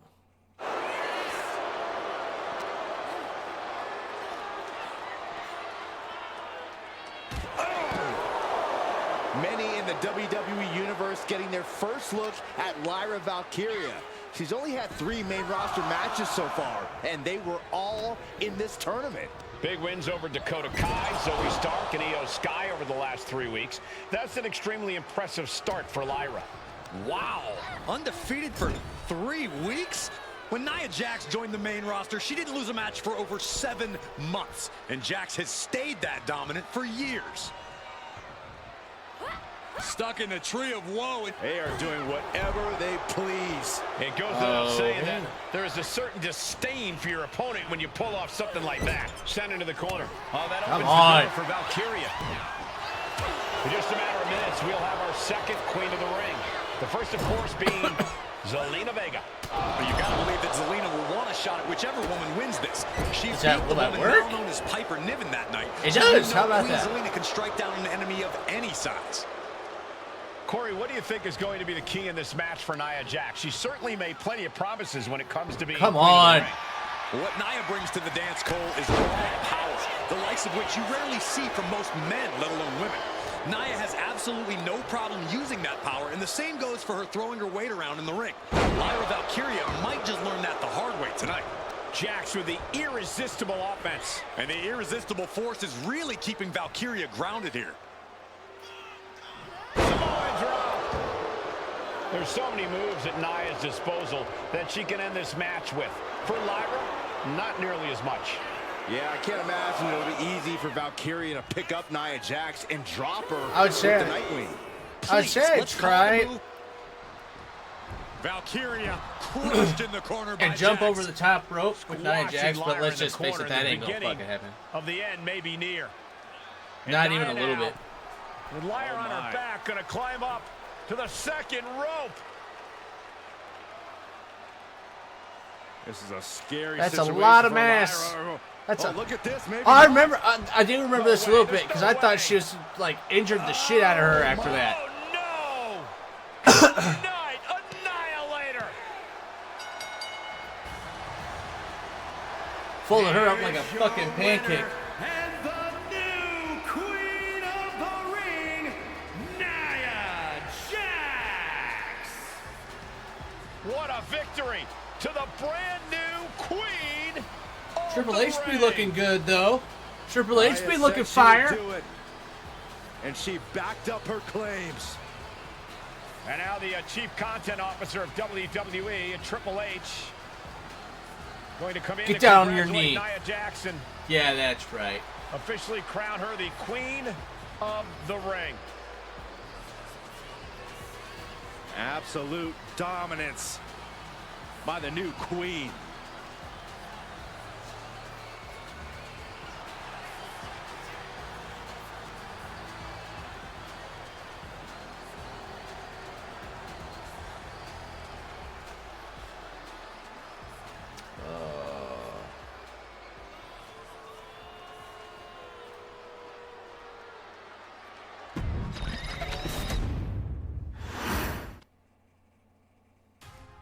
I'm sure you will agree with your wise man. Many WWE superstars say they will do whatever it takes in order to achieve success.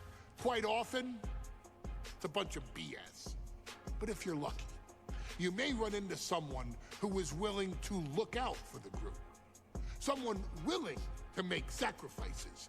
And for this family, there was no one better than Rikishi. After the head shrink was won in WWE, See, I have no problem playing as came to an Rikishi. end, Rikishi, then known as Fatu, would go on a journey of self-discovery.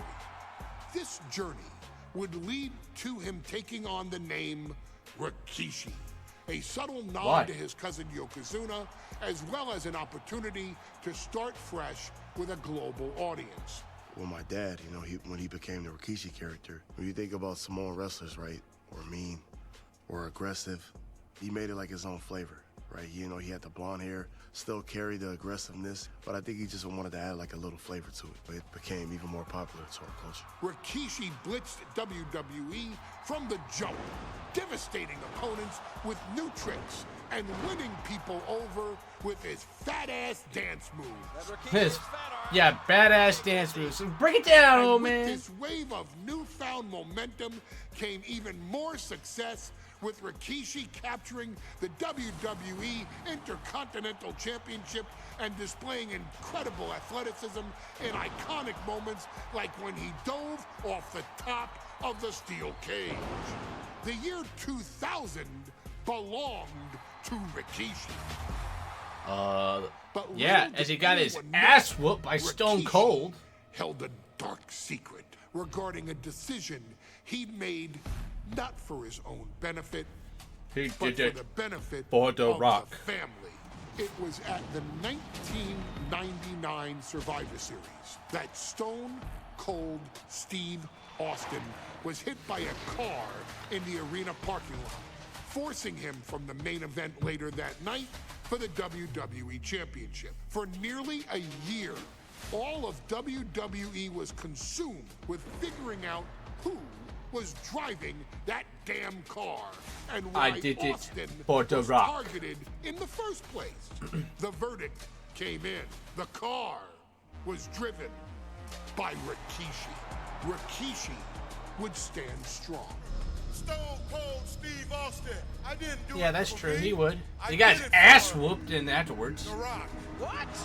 Rikishi would lay out a years-long gripe that WWE preferred Steve Austin to The Rock, and so Rikishi had made sure. I mean, like, yeah. I mean, like, Stone Cold's only the, you know, most popular superstar in WWE history. His own popularity to reach this goal. The Rock thrived while Austin was on the shelf. For Rikishi, the struggle and fall was all worth it. Rikishi knew that he would eventually have to face off with the Texas Rattlesnake to answer for his sins. And he welcomed that meeting with open arms. And got his ass whooped with open arms. WWE to stack the deck entirely, looking to make Rikishi pay for taking out their golden goose. Stone Cold Steve Austin was allowed to drive his truck directly to the ring and was generally given the freedom to do whatever the hell he wanted in the name of revenge. We are going to make things right. This time, when Rikishi and Stone Cold Steve Austin lock horns, there will be no stacking of the deck. Someone willing to give of himself so that his family, this family, can succeed, deserves better. So get in there and showcase the never say die spirit that has led this family to victory time and time and time and time and time and time again. Use whatever weapon you can get your hands on and prove to Stone Cold Steve Austin that you will do anything for the people. So weird and creepy. What if we're gonna get the No Mercy? What if we're gonna get to the... Is he here? Well, there's the Rattlesnakes music. He's here. Austin's What music here. is that? Stone Cold Steve Austin came here with no fear, no hesitation, just... Whatever. Yeah, they even put a scar on there. That's kind of cool.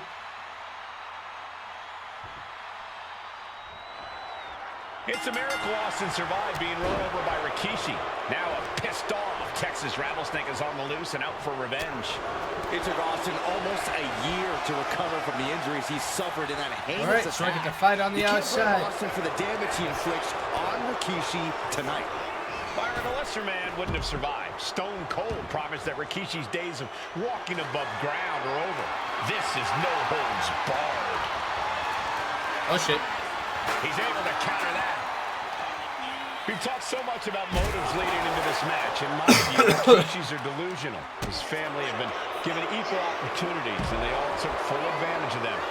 Yeah, my blood boils at the propaganda Rikishi's been selling.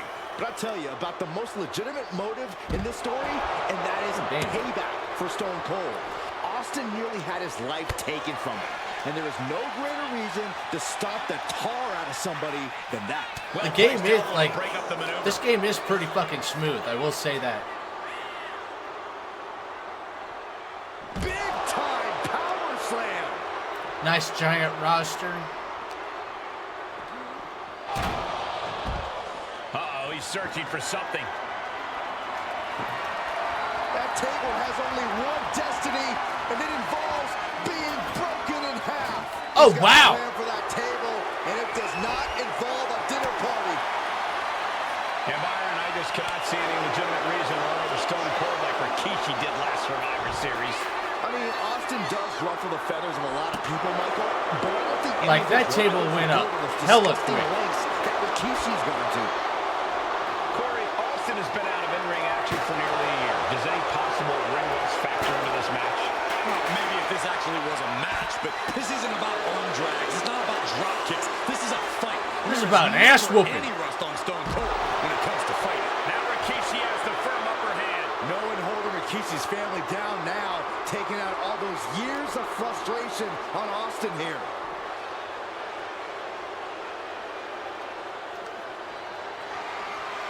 Oh my God, look out, look out, look out! Oh! Smash clean through the table. That's going to stop you for a long time. Oh, man, that hurts even worse than it looks. Splinters everywhere. And looking at my monitor, it just makes me sick to my... Austin Damn. and Rikishi trading heavy artillery. Look at that anime. On the outside, That animation's not bad. Rattlesnake. Stone Cold Little ass whooping animation. And revenge on his mind. You got to think about how bad Austin has wanted this ever since Survivor Series last year. Been dying to get his hands on Rikishi. All the vitriol inside of Austin. I remember all of this. Rikishi right now. Remember, this is no holds barred. Anything goes. Stone Cold is gonna run his ass Austin on has over Rikishi down. with The a rattlesnake truck. is red hot. And do you hear this capacity crowd? They want more from Stone Cold. All that he wants to see Rikishi get beaten down like a pile of human filth. Running Bulldog! And Rikishi lately has been calling himself a visionary, a pioneer. All a bunch of garbage, if you ask me. Well, those aren't self-imposed labels, Cole. Those labels are coming from the family, coming from a group of wrestling legends who are proud of Rikishi for standing up and making a change in this business. I have a few labels for Rikishi. Coward, liar, embarrassment. Those fit him well. Come on. He's heading back to the ring. Fishing for something beneath the ring. Let's get another table. With all this in mind, take it from me. Nothing good ever comes from rearranging furniture. Come on. Ooh, DDT delivered. The action spilling in our direction. For fuck's sake, get up, bro. Jesus, you're acting like you've been taking an ass whooping. Here he comes, sliding back into the ring. There's been a lot of vitriol coming from fans towards Rikishi these past few weeks. And this Albany crowd is continuing that pattern of disdain. You think Rikishi cares about the fans, though? No, not at all. He truly believes he's done something for his family, for his people. His family's respect is the only respect he's desperate for. And there's Austin sent flying. He's out of the ring. What does he have in mind now? Ooh. Rikishi finds his target with that one. That'll turn your lights out. Uh-oh. Rikishi driver. Woo! Rikishi may have put the exclamation on this one. Whoa!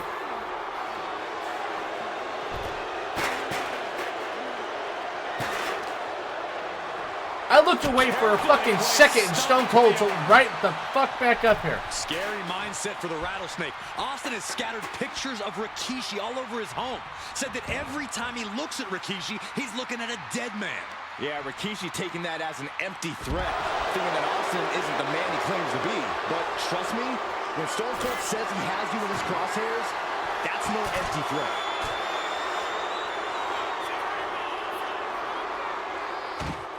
And Rikishi slows Austin down with a thunderous right. I mean, what all could happen Austin's here? in trouble. And now steel chair. Oh, and Austin.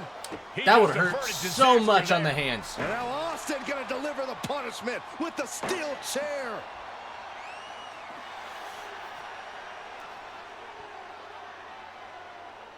Not gonna lie, like, the game looks great. Beating the brakes off of Rikishi with a steel chair. And again, I think that it's going, like, the game has actually gone into the right direction. Austin beating the hell out of him. I know Austin has good reason to be doing all this, but he could be taking it too far. Get up! I don't think the Rattlesnake is taking it far. You piece of shit! To put Rikishi's life.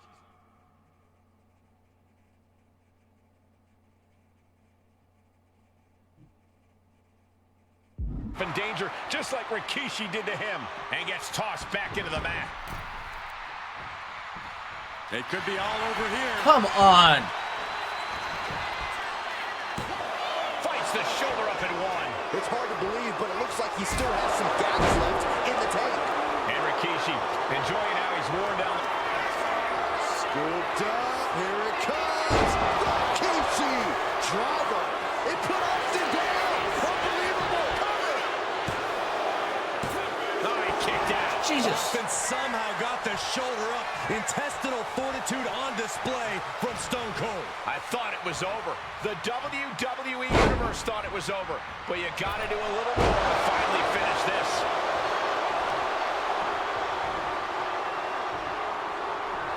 Clothesline knockdown. Here we go. Comeback time. Superstars on fire. Pace begins to quicken.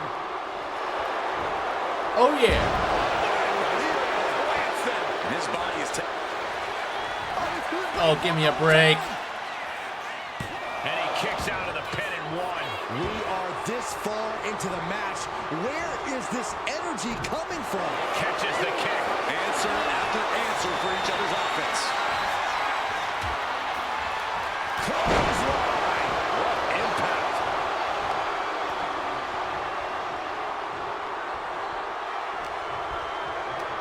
I wonder, does he have the stink face? Gravy thrown into the corner with a little something extra. Series of counters here. Who will finally capitalize?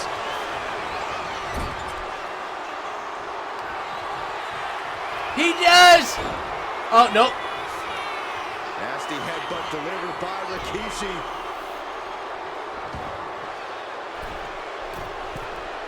Ready to inflict more damage. Here it comes! Oh, damn. From Rikishi. Rikishi may have put the exclamation on this one. Damn. The way, like, the height he put on that is insane. This is not what many of us expected to see. We wanted to see retribution, but Rikishi was too much of a monster for Stone Cold tonight. The vitriol that consumed Rikishi powered him to finish the job and leave a battered Austin in He's his a bad man. mirror.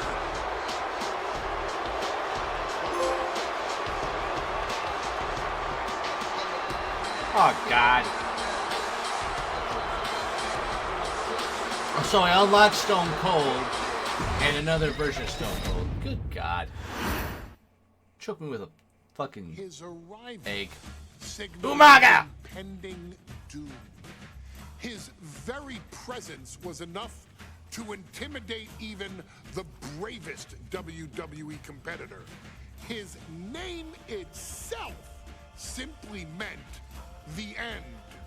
And if you found yourself standing across the ring from Umaga, you were most certainly coming to the end of your own road. The younger brother of Rikishi, Umaga, was every bit the Samoan bulldozer that his nickname would suggest, mauling opponents with ease, relishing the chaos that he created. A menace to the entire roster, an unrepentant badass, Umaga tortured his prey with high-impact collisions before ultimately sealing their fate with his vaunted Samoan spike, a vicious move used today by Solo Sikoa. Inside the ring, man, he was just a complete monster. Anybody that stood in front of him, he was going to wreck him. A complete no matter what he monster. had to do. He was just I wouldn't crazy, say wild that. Samoan. Outside of the ring, man, just a loving guy to be around. A fun uncle, always joking, always barbecuing at his house. I always looked up to him. He was just so cool. Perhaps an unheralded aspect of Umaga's game was his mastery of mental warfare. Umaga loved to present a wild out-of-control savage, one who needed manager Armando Alejandro Estrada to handle all the God, details that man was an annoying little prick. Destroyed opponents. Umaga was the perfect definition of the word aura. A two-time intercontinental heavyweight champion, Umaga established himself as one of the purest forms of dominance to ever set foot in a WWE ring. His intense clashes with Batista, the Heartbreak Kid Shawn Michaels, and Triple H, along with WWE Championship battles against John Cena, still live on in the memories of those who were to be fair, Cena ain't nothing but a bitch. To watch Umaga perform. And Umaga will live in immortality through every member of this family.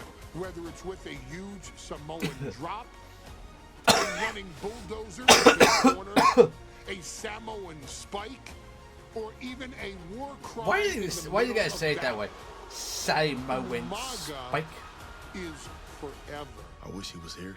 I know he's watching from above. So you, our beloved Oos in training, are asked Oos in training. Thing. I just got called a fucking oos. WWE2k25 Showcase. An oos in training. That's what we are, ladies and gentlemen. We are all fucking ooses. Right? Simple. It was at New Year's Revolution in 2007 that Umaga and John Cena first collided for the WWE title. Umaga appeared to be too much for Cena in the minds of many pundits. Undefeated in WWE some 9 months after his debut, and things were going very well for Umaga. Of course. Until they weren't. Umaga would see his undefeated streak end by John Cena. All things, a damn roll-up after rushing directly into the outstretched shoes of John Cena. 1 second of luck allowed John Cena. That'd be more like 3 there, Paulie boy. It's on you to fix it. Head into that ring. Showcase Umaga's cruel brutality. And get Umaga the WWE heavyweight. I almost kind of don't like this showcase.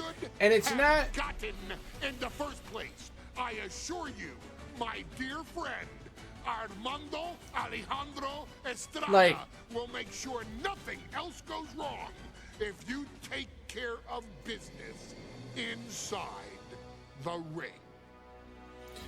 It's not because it's a bloodline, you know, kind of a storyline. I get that. Well, that's ladies cool and gentlemen, here he is. He can be the next WWE champion. But the way that they have it set up and the way that they have Paul a man that since debuting right after WrestleMania 9 months ago has remained undefeated. And Umaga has been in the ring with the best of WWE. This man looks, moves, and sounds like a movie monster. Of all these years or whatever deserve these wins. Now, I get it that it's, you know, the right or wrong or whatever, but it's just the way he's wording the showcase that makes it play like a whoa, it's me kind of a... Like a whoa, it's me kind of a showcase. Only changed hands twice here in Kansas City. That's twice in the last 47 years. But Umaga is a scary human being. He can easily change that trend right here tonight. Now, I also know that with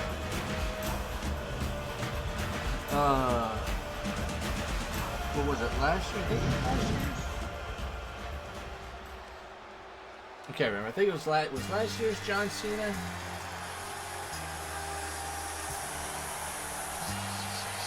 I don't know. But whenever he did his, he would have to face like so many other people. John Cena has a gigantic and he would take his out. And he would, you know, talk about those losses. And then at the end, you get to pick who you want, and then he gets his ultimate revenge of, obviously, whoever you chose. I think that's a smart way of doing it. This right here is almost like, oh, we're just going to change it for the sake of changing history. Oh my god. You know how fun it would be to sit there and play a Stone Cold and whipping someone's ass all over the parking lot? I would absolutely fucking love that.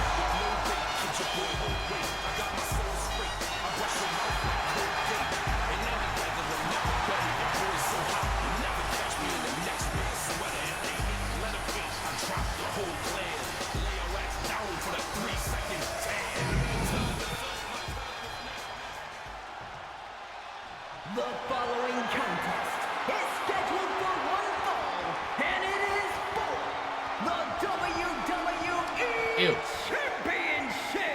And yes, we know. The Umaga's gonna go win the championship. Which I wouldn't have mind seeing.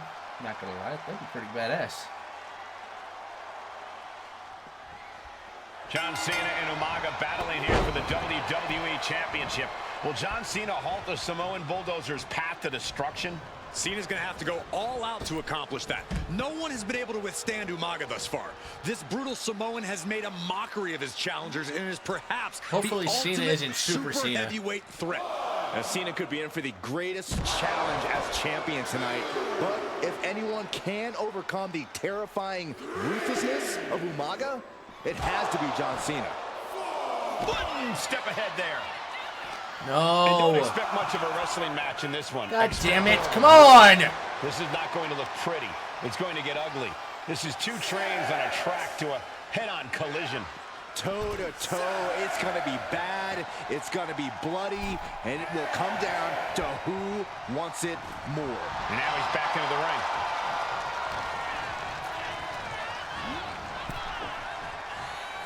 Oh, man. Boom. No, not in. Top rope. What are you doing on? Just like that, sent out of the ring. Things are heading ringside Come now. on. No! Come on! No, come on. That is stupid. Oh, I'm gonna run towards the stairs, but what am I gonna do? I'm gonna run towards the stairs. And Umaga battling here for the WWE Championship. Will John Cena? Oh, give me a fucking break! Come on, seriously? Cena's gonna have to go all out to accomplish that. Baby bitch John Cena. Can't stand this fucktard. Samoan has made a mockery of his challengers and is perhaps the ultimate super heavyweight threat. Now, Cena could be in for the greatest challenge as champion tonight. But if anyone can overcome... Up high, Senton from the apron. Someone knows that if they want to hold gold at the end of the night, they have to pull out all the stops. And you just see Cena's legs bent awkwardly off the steel steps. Umaga really pinpointed a target with that attack. I don't know if it was strategic on the part of Umaga or Bitch. just a result of his rampage, but either way, taking out Cena's foundation is going to sway the power advantage into Umaga's favor now.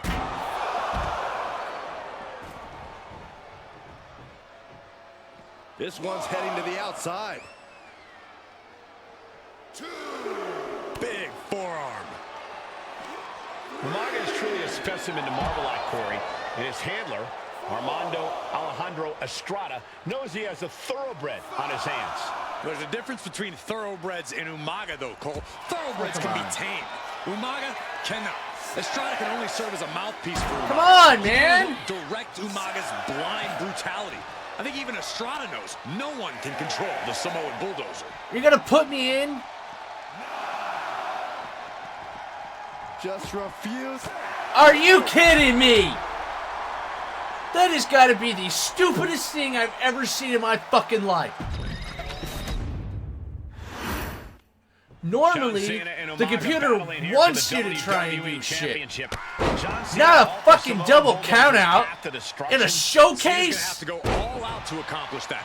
No Fuck out of here, pussy-ass Cena. This brutal Samoan has made a mockery of his challengers and is perhaps the ultimate super heavyweight threat.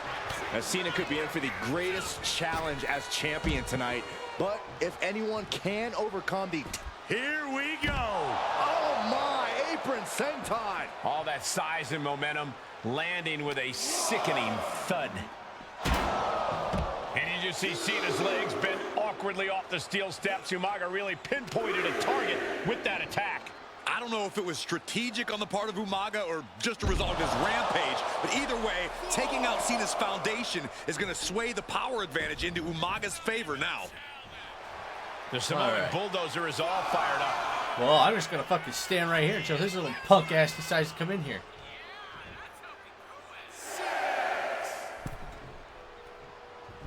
Oh, what a clothesline.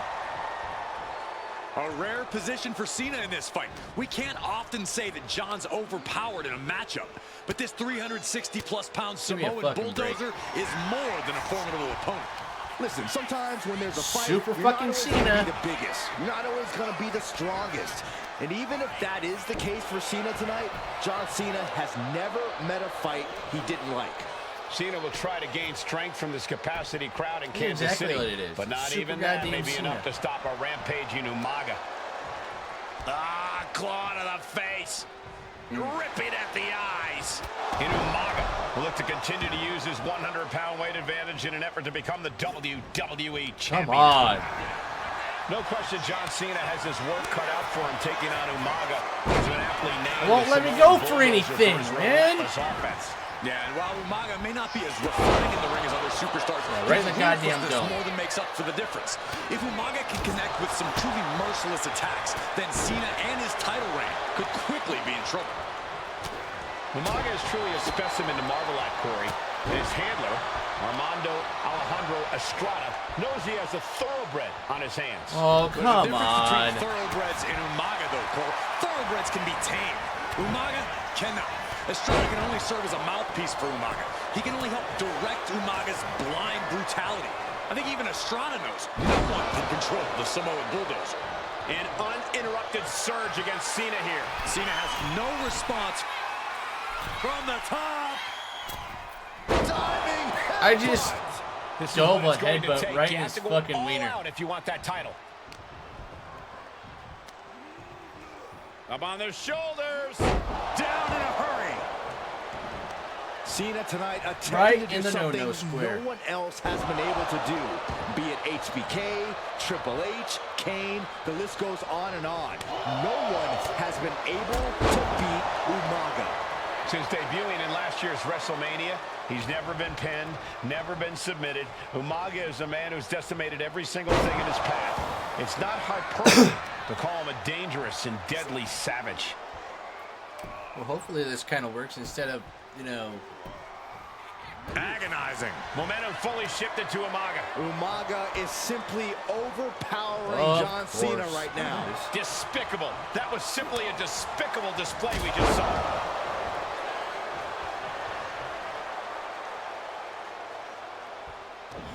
Good Lord, watch the power of Umaga. Brutal attack from Umaga. He smelled. Here it comes. Samoan spike. We might be moments away from crowning a new champ. Good Lord, look at the welts and shit on Cena, Some of the bro. greatest athletes in any sport come from the Samoan heritage. Umaga's... We'll see why they call him Big Mac John. Yeah, the greatest of all time, John Cena, the 16-time world Oh, for fuck's sake. 6 moves of doom.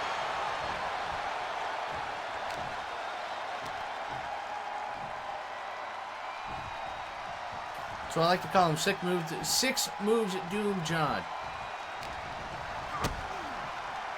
Kick down low. Into a powerbomb.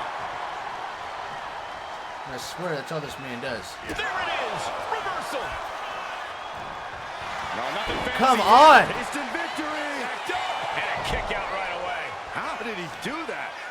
Fucking get up, man. What are you doing?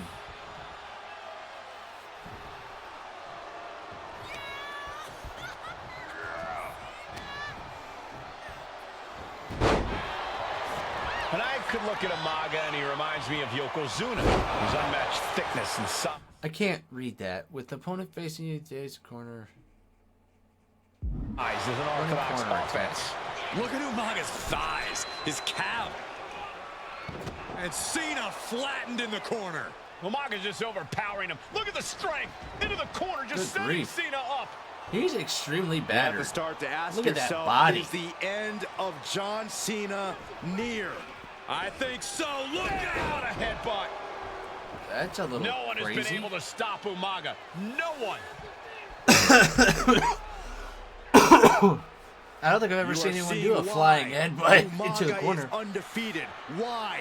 No one has been able to stop the Samoan bulldozer. Here comes Umaga, and Cena catches him with a boot. John Cena from behind, rolls him up, shoulders down, and a kick out by Umaga. And Cena immediately back into the clutches of Umaga. I'm not sure what else Cena can do here. I'm not sure John Cena knows how to stop Umaga. And Corey, you know there's no force equal. Nice takedown, stacked for the pin. What? And the champ can't keep the challenger down long. It's unthinkable. Someone beating the 1 count at this point. Dude, Sometimes get I look at up. Umaga and it just scares me. I think he forgets that he's even in a championship match. Estrada is very aware of it, but Umaga sometimes looks oblivious to what's going on, other than the fact that he knows he's supposed to hurt his opponent. Having no conscience is what has set Umaga apart. If he gets confused and the bloodthirst takes over, that's where Estrada becomes useful by directing Umaga back to the ultimate goal. I think Umaga just doesn't know when to stop attacking. He has no sense of what it means to pull back on the reins, so to speak. Two powerhouses, a championship. This'll do it. Umaga, Samoan spike. It just got as bad as it could for the champ. The champ kicks Are you out. fucking pitch? The title still hanging in the balance. Resilience of a champion on display. And now the Samoan Bulldozer are going to have to dig a little deeper to close this one out. Several reversals. This'll do it. Umaga, Samoan spike. the challenger might have what it takes to win this. And the cover. Ain't no more ring. Punk ass Cena. Undefeated champion. Cannot stand that man. Here is your winner, WWE Champion! Yay! This proves it. Truly no one can withstand Umaga. The Samoan Bulldozer has wrecked his way. Okay, so another fucking Cena. Estrada. I already had the belt unlocked in the arena, maybe, but and Umaga. Cool.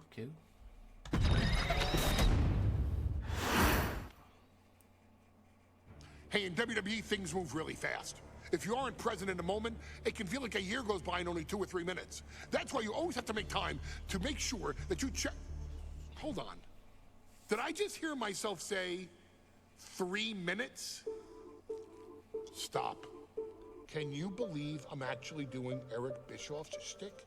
In the early 2000s, few words sent a shudder through the roster like the words 3 minutes, summoning the fearsome duo of Rosie and Jamal, collectively known as the 3-minute warning. Initially hired by the aforementioned Raw general manager Eric Bischoff to interrupt anything he didn't find to be entertaining. You're just not entertaining me. 3 minutes are just about up. Damn. The two instantly made their mark in WWE with their complete and total decimation of anyone that was targeted. Their formula was really simple. Two bruisers with surprising quickness who took pleasure in throwing opponents all around the ring with reckless abandon. And the trail of bodies. That's nice to see Rosie and Jamal, though. Remains a testament to their devastation. Rosie, older brother of your tribal chief, Roman Reigns. And Jamal, who would in time develop his skills further and take the name of Umaga were about instant gratification. They treated Instant matches like a race, gratification. seeing how much damage they could fit into the shortest time possible. The 3-minute warning with my brother and my cousin, it was just one of the coolest gimmicks of all time to me. It was catchy, you know what I mean? Like, you kind of knew what was happening. And I feel like we all remember when the 3-minute warning hit for the first time. You know, the whole Den TV area just lit up. Every match was a train wreck, as the two would use their size to overwhelm most opponents, coupling that with incredible tag team maneuvers to increase the carnage to its maximum levels. That approach, maximizing damage while minimizing time, was a 3-minute warning signature. The team itself saw its run in WWE last for a little over a year, but in that time managed to make such an impression with the WWE Universe that it still resonates today. They are proof of the impact anyone can make if they capitalize on their they were okay opportunities, for the minute, as but they weren't 3-minute anything warnings past that. did every single time. It was a short-lived gimmick, but it was a really cool gimmick, and I just think it shows the versatility of, hey, if you need us to go out there and tell you a Broadway story, I'll cover 2 hours if you like. But if you need us to come out in 3 minutes to make an impact, we can do that too. But you gotta be really good to be thrown in there with the very, very best in the industry. I'm getting all pumped and proud, you know, for my brother and my cousin right now, just thinking about it. Here in the WWE2k25 Showcase, we have selected another team that embodies the God, same is this mindset going to be in a challenge where you have to and defeat him in Razor 3 minutes? The AOP. Similar to Jamal and Rosie, these two look to inflict the most pain in the most efficient manner. Like 3-minute warning, AOP happily dispatches when summoned. Like 3-minute warning, AOP features 2 Goliaths who will hurl your body from pillar to post before finally bringing it all to a most painful conclusion. It's Yeah, too bad that WWE couldn't do anything with him and fired him more than once. They're just not over. AOP sucks. The Wrecking Crew approach that made 3-minute warning the premier bruiser squad in all of WWE. And don't worry, we will give you more than 3 minutes to make that fact perfectly clear. As a matter of fact, take your time and enjoy dishing out the punishment. Oh, I guess there goes my question.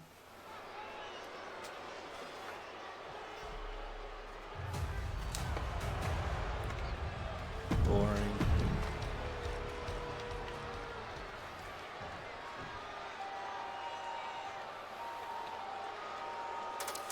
And guys, the authors of pain now have 3 minutes.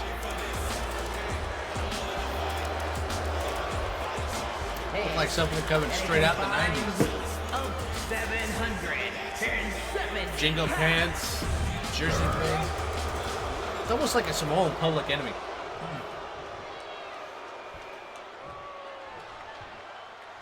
So what kind of... Here we go with AOP and 3-minute warning going head-to-head. This is an Extreme Rules match, and it's a good thing it is, because neither one of these teams likes to play by the rules or limit their aggressive tendencies. Well, there is nothing on the minds of these men except doing as much damage to one another as possible. Both 3-minute warning and the AOP excel at brutalizing their opponents and inflicting massive amounts of pain. But only one of them can be the best at it. We can safely predict that this is going to be an exceptionally gruesome and painful match to watch. Watch for the hardcore style of 3-minute warning. Both of these men are from the hood, so to speak. Grew up in the streets, brought up to be tough. Rosie and Jamal have a rough tenacity. A duo that couldn't care less about headlocks. They're just all about beating the hell out of you. Trying to put this thing away. Shoulders down, roll up, and an early kick out. He thought he did more damage than he actually did. Come on! Ooh, right to the throat. Ooh. Oh, man! Sidewalk slam! Almost drove him through the ring. Scoop slam! He's looking to take things to the outside now. And that was For fuck's sake, dude, come on. Pay special attention to Rosie in this matchup. 6'5", 375 pounds. The man, he can do it here. Oh my, how in the world did he kick out of that? Getting that shoulder up seemed to be pretty easy. Getting the cover here, eye in the end. No, a kick out. I didn't think this match was close to over. Whoa, that was a stiff chair shot to the dome. Oh, strong impact. Oh, nice scoop roll up for the win. That easily stops the ref's count. An emphatic kick out, and there's still a lot of game left here. What a sidewalk slam. Going up to the turnbuckle here. Come on. Into the Samoan drop. Oh, look out. Oh, crash and burn. Yeah, and I don't think that's what was in mind there. I don't know if there was anything in mind there. Rosie and Jamal tell their victims that they will feel the 3-minute warning. What does that mean, Corey? Well, it means a lot of superstars will get run over by the pain train, and it's only going to feel like the longest 3 minutes of their lives.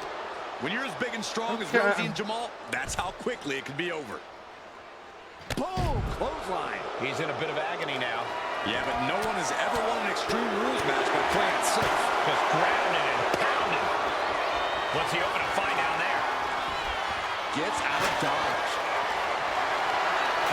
He's looking to unload on his opponent with that kendo stick.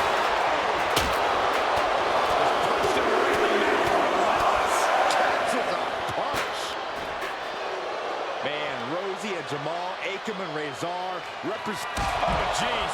Nasty kick to the face. Forget it. AOP just fell to their demise. To the sky. Oh, no fucking way. Over the stairs. Oh, what a head. Over the stairs. Oh, what a bump to the face. 3-minute warning might just be done messing around. We knew this would be a grueling and punishing match, but AOP Come on. and 3-minute warning I can't read that. Eating all 3 minutes for finisher. And he Okay. gets set back into the ring. Forearm club. Dominating shoulder tackle. Just look at the size of all these superstars. The ring had to be reinforced before this match. Over 1,300 combined pounds colliding. These men are so big and so thick, it's a challenge to wrap your arms around them. It's really just best to find weapons and whack away. Yeah, and there's plenty of weapons to choose from tonight. Oh, look at a scoop slam. And pure cheapness we just saw with that attack. He's climbing the turnbuckles to the top. From the top. Oh, what a landing. Trying to do as much damage as humanly possible. But at what cost? And now thrown back into the ring. Come on, get in. What are you doing, man? Get your ass in here. Oh, these fucking computers, dude, are so goddamn stupid. And he now slides back into the ring. Get up. That might have put it away. He breaks the ref's count after one. Not quite enough to put him away. He's leaving the ring now. No countouts to worry about. Gets slammed down. And Jamal is derailed for a moment by that attack. Come on. Razor doing what he can to protect his territory. Get up, man. Get up. Not sure why anyone would want to set up a ladder outside the ring like that. Well, Saxton, it ain't to change a light bulb. Carried in a jeopardizing position here. Oh, come on.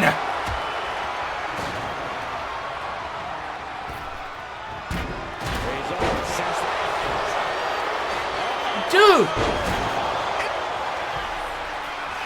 Up across the shoulder.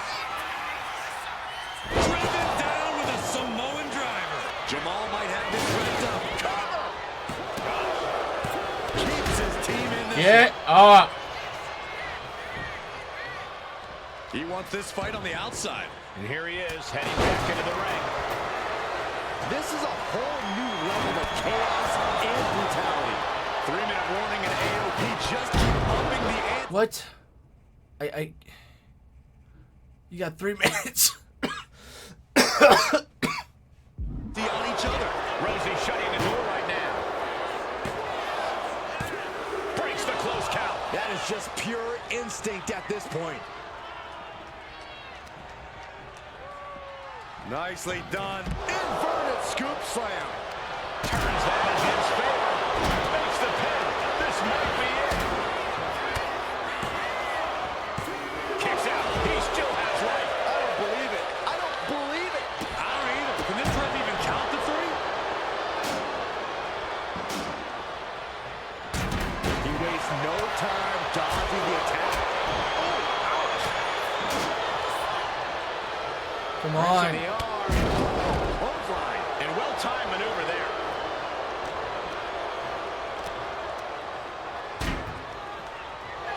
Boom!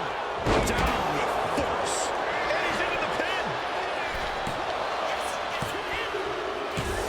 Yeah! Jamal survive Extreme Rules. Jesus Christ. Here are your winners, Rosie and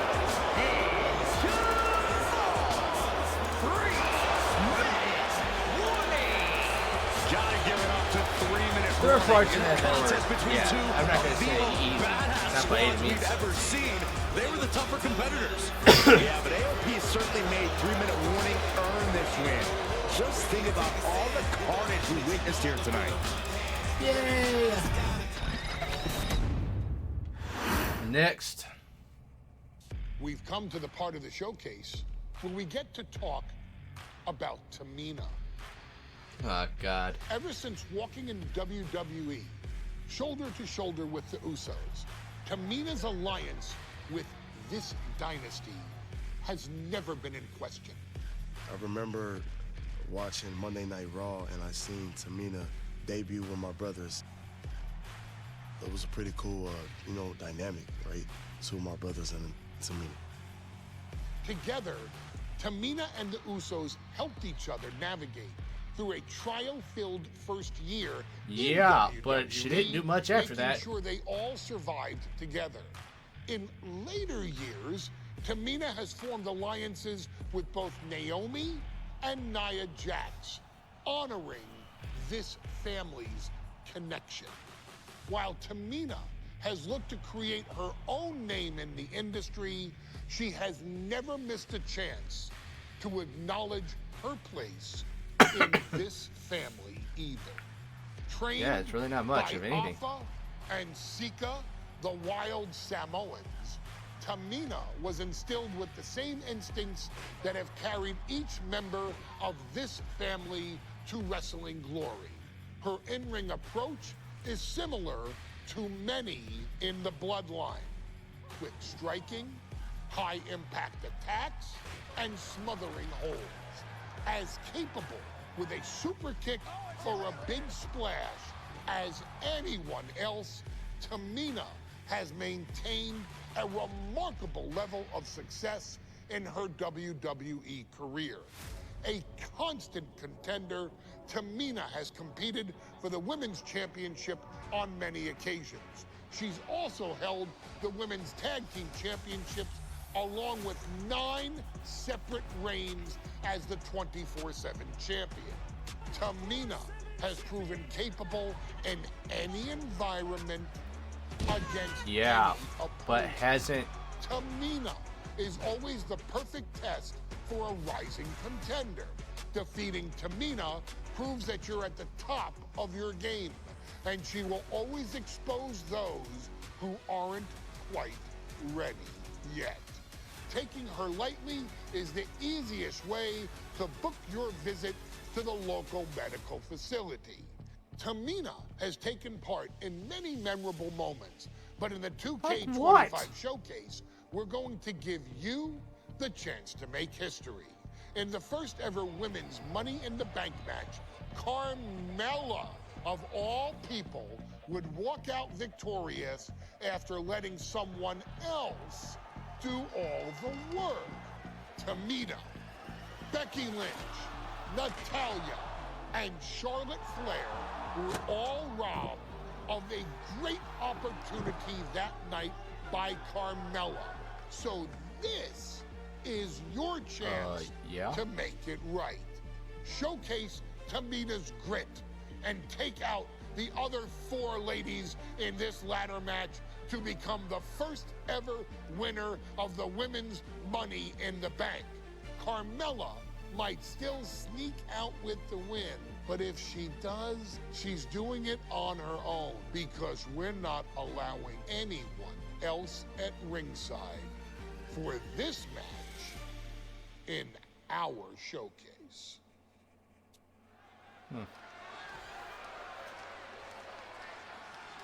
Alright, I think that's where I'm going to leave it for tonight. I'm fighting to stay awake.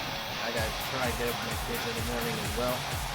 So what we'll do is we will continue on this showcase tomorrow. Probably sometime tomorrow morning. So bye. Thanks for stopping on by, and I will see you all tomorrow. So, deuces, and hopefully you guys have a good night.